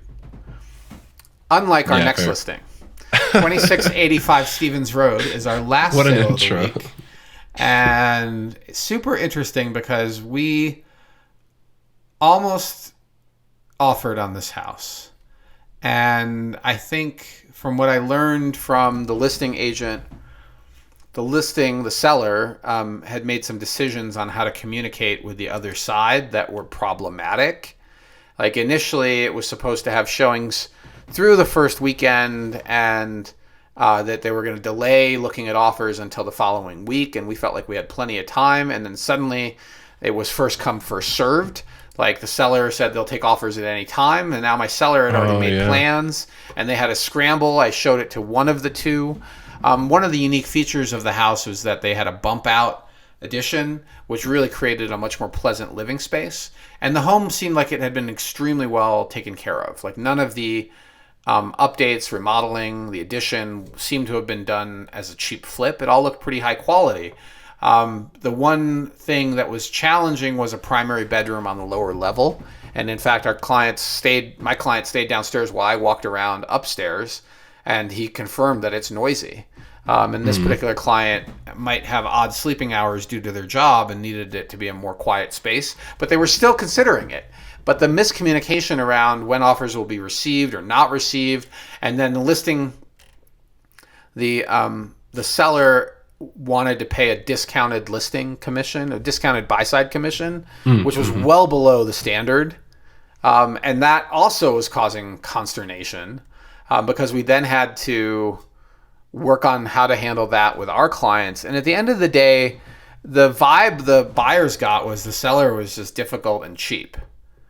And I didn't even get the impression that their own agent liked them very much, but whatever. It just felt like a lot of miscommunication. And we originally had talked about a price above list, substantially above list, to compete in a bidding war and remove contingencies.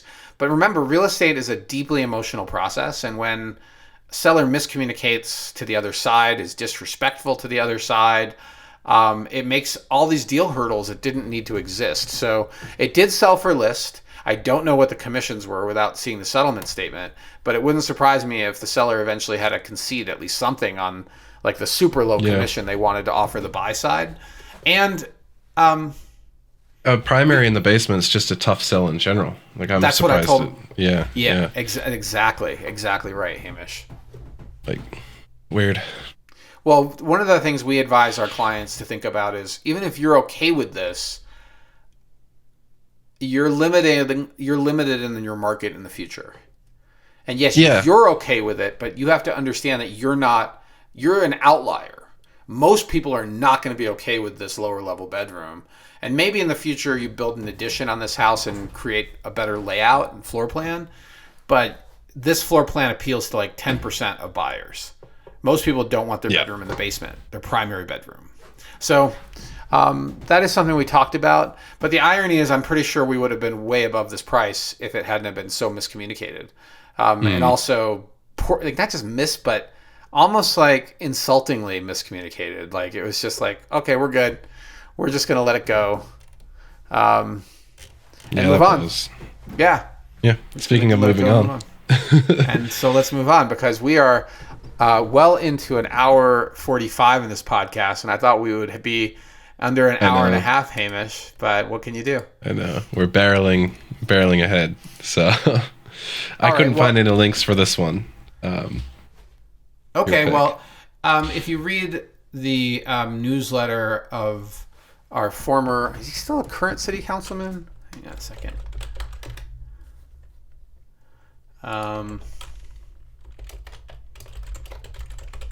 Bob Yates. So I think he's still on council.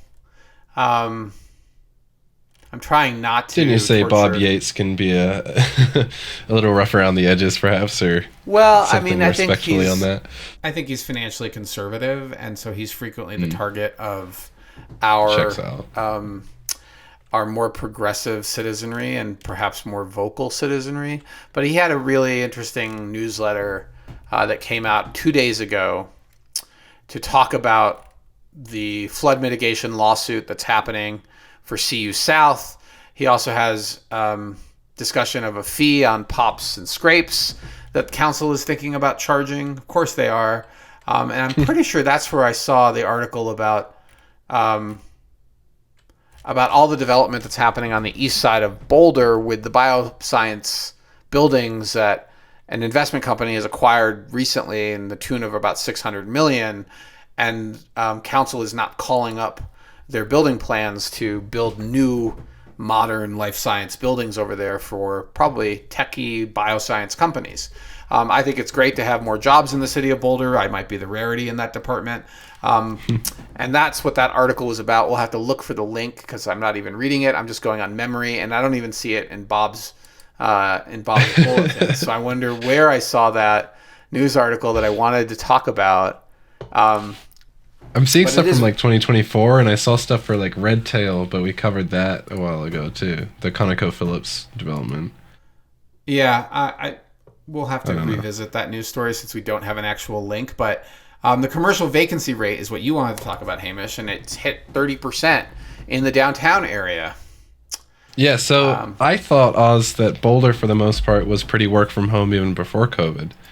So I was wondering what kind of your take would be on this. Well, first let's read the news article. So, yeah.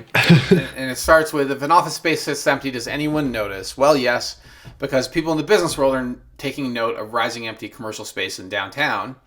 And Dean Callan and Company says 29% of commercial offices in downtown Boulder sat empty in the first quarter of 2025. And the vacancy rate has been north of 26% in the first quarter of every year since 2022. And yeah, well. Yep. I mean, this article is really interesting. It quotes Steve Tebow, who owns a lot of commercial space. It talks about how there isn't the type of spaces that people want. People grow out of spaces.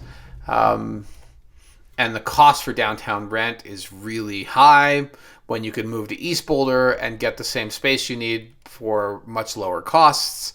And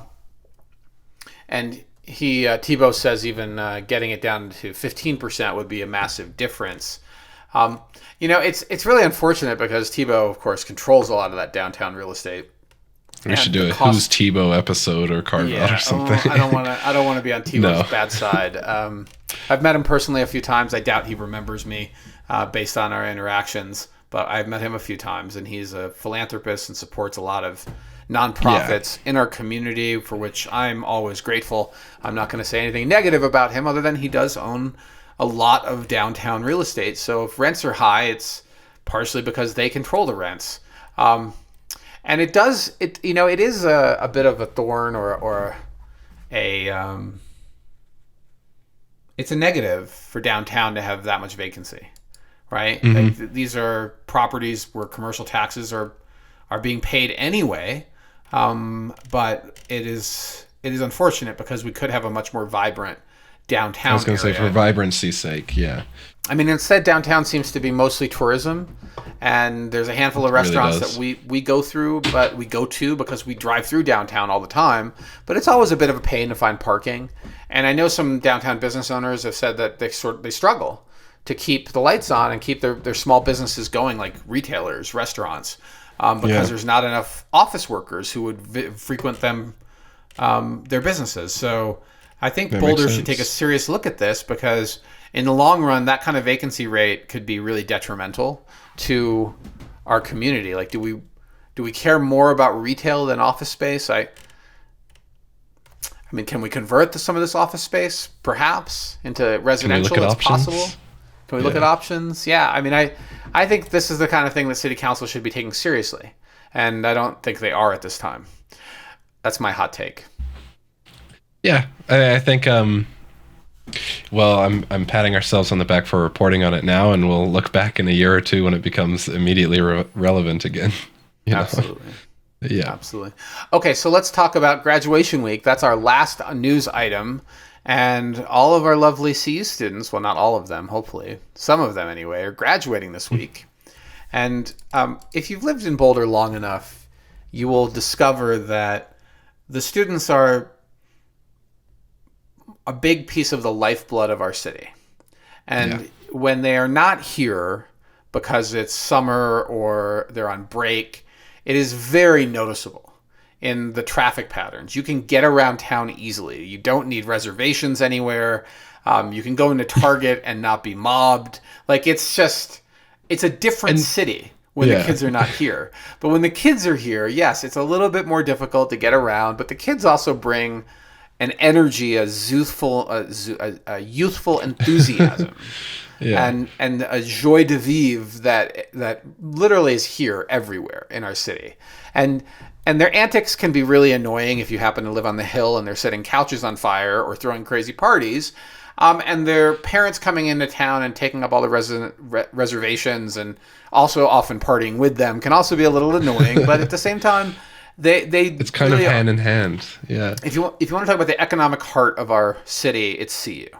And the federal labs and then some of the tech companies are also a key component of our economic landscape. But CU is such a big piece of it. So there will be some complaining about the traffic. And you should give yourself a little more time to get around the rest of this week and into this weekend. And be careful. And it's also Mother's Day. So pretty much forget about any reservations anywhere. Well, maybe you still got a chance, but it's Wednesday. It's Wednesday, and you were probably shit out of luck at this point if you're trying to get a restaurant reservation this weekend. Forget about it. Well, by the time people hear this, it's going to be Friday or Saturday. It's way done. It's game over. I'll say, I don't think graduation week is nearly as bad as move-in week as far as traffic goes. I've seen queues, on 36 all the way out to Westminster on move-in week. At least. Yeah. We'll cover that. If you live in the city, by the way, here's a pro tip. You can get around easier on a bicycle. Totally. Although it might get stolen if you don't secure it properly. Get a townie. Get a townie bike, one that's not attractive to steal, and you're unlikely to have it stolen. And it's so much better to get around on a bicycle in Boulder. The weather's usually great for it. Sunshine State, baby. That's right. Okay, Hamish, it's time for our carve-outs. Let's talk about acquisition syndrome. Yeah, case of the gas. So we got, it's funny, like I think about kind of gear in kind of like a tiered system. And so prior to the current drone we have, we were filming on the Air 2S, and now we're on the Air 3S. And with that jump came an increase or an improvement in color science. I'm not going to Dunning-Kruger myself, but I know that bigger number sometimes better. And so with this drone it went from 8-bit color to 10-bit color. And for me, from a practical standpoint, I could get a whole lot more color out of the image when I'm editing. But of course, when you're editing a drone and you have it completely popping, so to speak, with colors, and then you're going and filming with your ground camera, and it's Wait a minute. Wait, you're blaming your acquisition of a GH7 on the fact that we bought a better drone and now the aerial photography looks so much better that you're not satisfied with the GH5. You skipped a generation. You went right to 7. Well, there's a reason for that. The 6 had streaking issues and a few other things. And it's now a phase detect autofocus versus like contrast detect autofocus. So it's a lot more reliable and a few other things. But it's not so much, maybe it's a justification. I'm not blaming it, but it's like, wow, like if I'm capable of getting such a more beautiful picture, I want that all across. And it's something I notice, and maybe it's not super noticed by the viewers and stuff, but I was like, oh, I really want that 10-bit in the GH7 now. So yeah, went for it, grabbed myself a GH7. It's the same ecosystem as the GH5. This is all Lumix Panasonic stuff, so all the lenses fit over. All of that worked out. I'm used to the menu screen, which is really convenient as far as picking up the camera and going and shooting. I'm not messing around trying to find settings. And another thing that it does is we're producing our content in 4K. This camera shoots all the way up to 5.8K, but right now I'm shooting in 4.4K, so we're thinking resolutions, but then there's also shape, and this camera shoots an open gate, so it'll shoot in a 4:3 aspect ratio, and I can get a little bit more image filmed, and when we're going over to talking about social media and posting there, I can create kind of a little bit better of a vertical format out of this shooting mode. So it's kind of neat. It's dual purpose. It's not quite the same as chucking my camera or rotating at 90 degrees to shoot solely vertical, but I get a little bit better shots out of it for social media. So it becomes a little bit more useful. I've shot 2 videos. You talked about them in the shameless self-promotion. So I'm excited to see how the final products look. And it's a lot of fun. So it's super fast. I had to bite the bullet and get a CF Express card. And I'm regretting that because it records to a SSD. And I can get a 1 terabyte SSD for the same price as the 128 gig CF Express card that I got. But what are you going to do? So, just having a lot of fun, every now and then a little bit of gas never hurt anyone. And we're now on the tier of 10-bit color. So talking about LUTs, talking about grading and everything, we've got a lot more room to play now. All right. I thought the R5 did shoot 10-bit color too. It does. Okay. Yeah. All right. So we have doesn't shoot open gate, and then it's also heavier in glass for the gimbal, right? Totally heavy. The glass is so heavy for the R5. I did not think that would be a factor, but it 100% is a factor. I just hauled it on a trip, and hauling the R5 with a 7200 and a vintage lens and a flash was a hassle. So I'll say also I get 420, I think.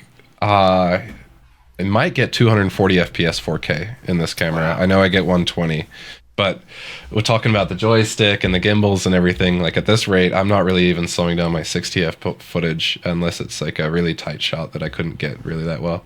Nice. So, right. Well, I'm excited. I can't wait to see these new videos coming out that you shot. Did you shoot both of them on the 7? Yeah, both of them on the GH7. Cool. That's great. Also, all of the batteries worked.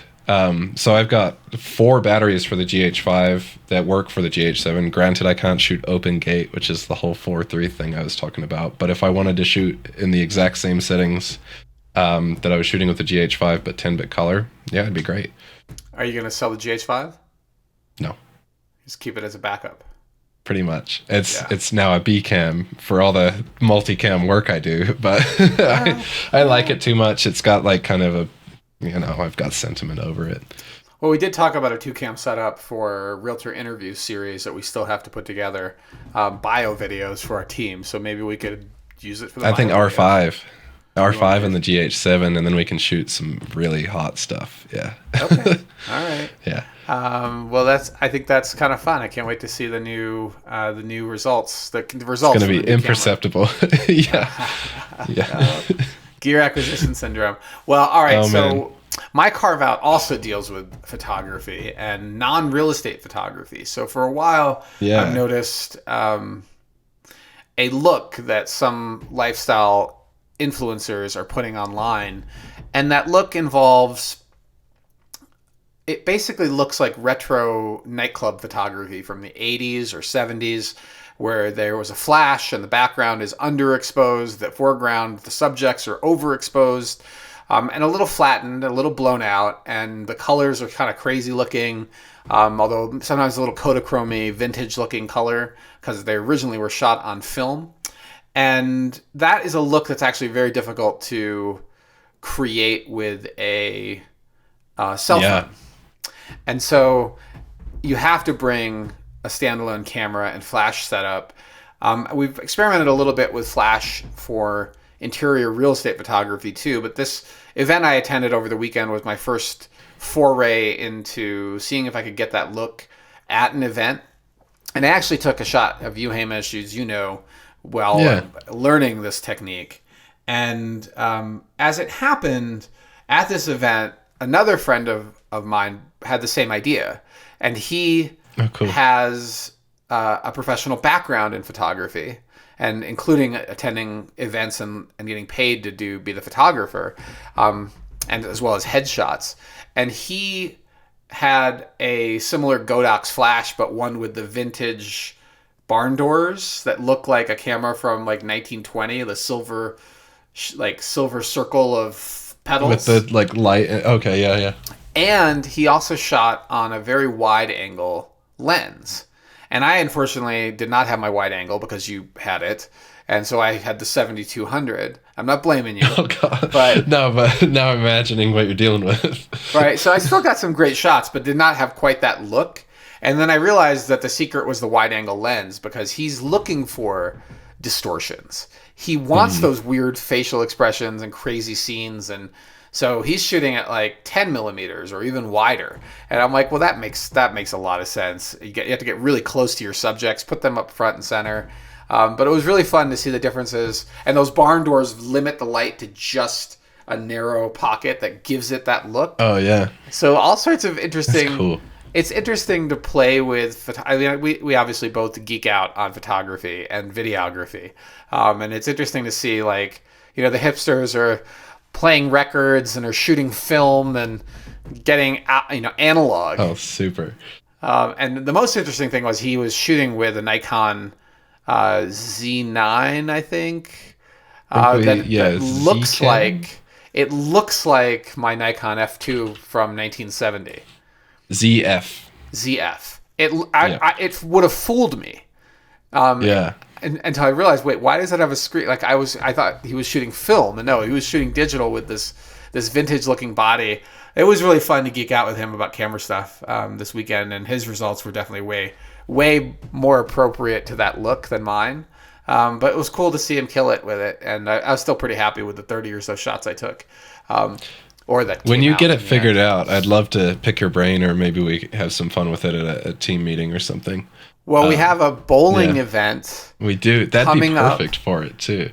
With the team, if the flash isn't too obnoxious, and our extended team, and the only thing I think I have a 16 millimeter pancake lens. I did order a even wider angle lens for the R5. Oh, you did? Cool. So I think we'll have some stuff to play with. But that's this Friday, so I don't know if it'll be here. No, it's next Friday. So it should be just fine. Yeah, Friday the 16th, I should have that dialed in for that one. So we'll see. Oh, perfect. Sweet. Like you were saying, though, too, like sometimes you want that distortion. It's the same as I got this matte box just so I could get rid of the lens flares. but sometimes you want the lens flares. So it's a real, right. you know, Depends you got to on have what the you tools want. for both scenarios. Yeah. And the skills to know how to add them, and it takes practice. Like you And can when you watch want all it, these yeah. tutorials online, and most of the ones I had watched were about portrait photography. Like they had a model, and it was not a party, and they were trying to get this look, but it was not like the crazy party scene. So really, you have to ask yourself, what look are you going for, and Yeah. then backfill into reverse engineer that look into the camera Pretty lenses and techniques, and then it's practice the technique. And even he, having done this a lot, had to like waste a bunch of shots to get in the exposure settings right. But once he had them dialed in, he was dialed in. Mm-hmm. And these new flashes, I don't know about his flash, but my flash also has a zoom. Like, so it's not just how bright it is. Like there's two. And it can like change its throw, kind of. It can change its throw. So it can change. It can automatically do TTL through the lens and automatically adjust, or you can manually adjust both brightness and zoom. Cool. And it has a sub flash that is on the front side, so you could throw flash behind you and throw flash forward. So it's got all these. Cool. It's like there's so much to learn, and I'm like I've been shooting since I was literally in 3rd grade. I have photos from when I was in 3rd grade with this Nikon. 4th grade with this Nikon F2 that my dad somehow loaned me to go take. And so I've been playing with flash photography like a long time. And now it's like there's so much more going on. Like, okay, all right. We've come a long way since phosphorus, you know? Yeah. I mean, I'm not even talking about off-camera flash, which I could do too with this setup. Yeah. All right.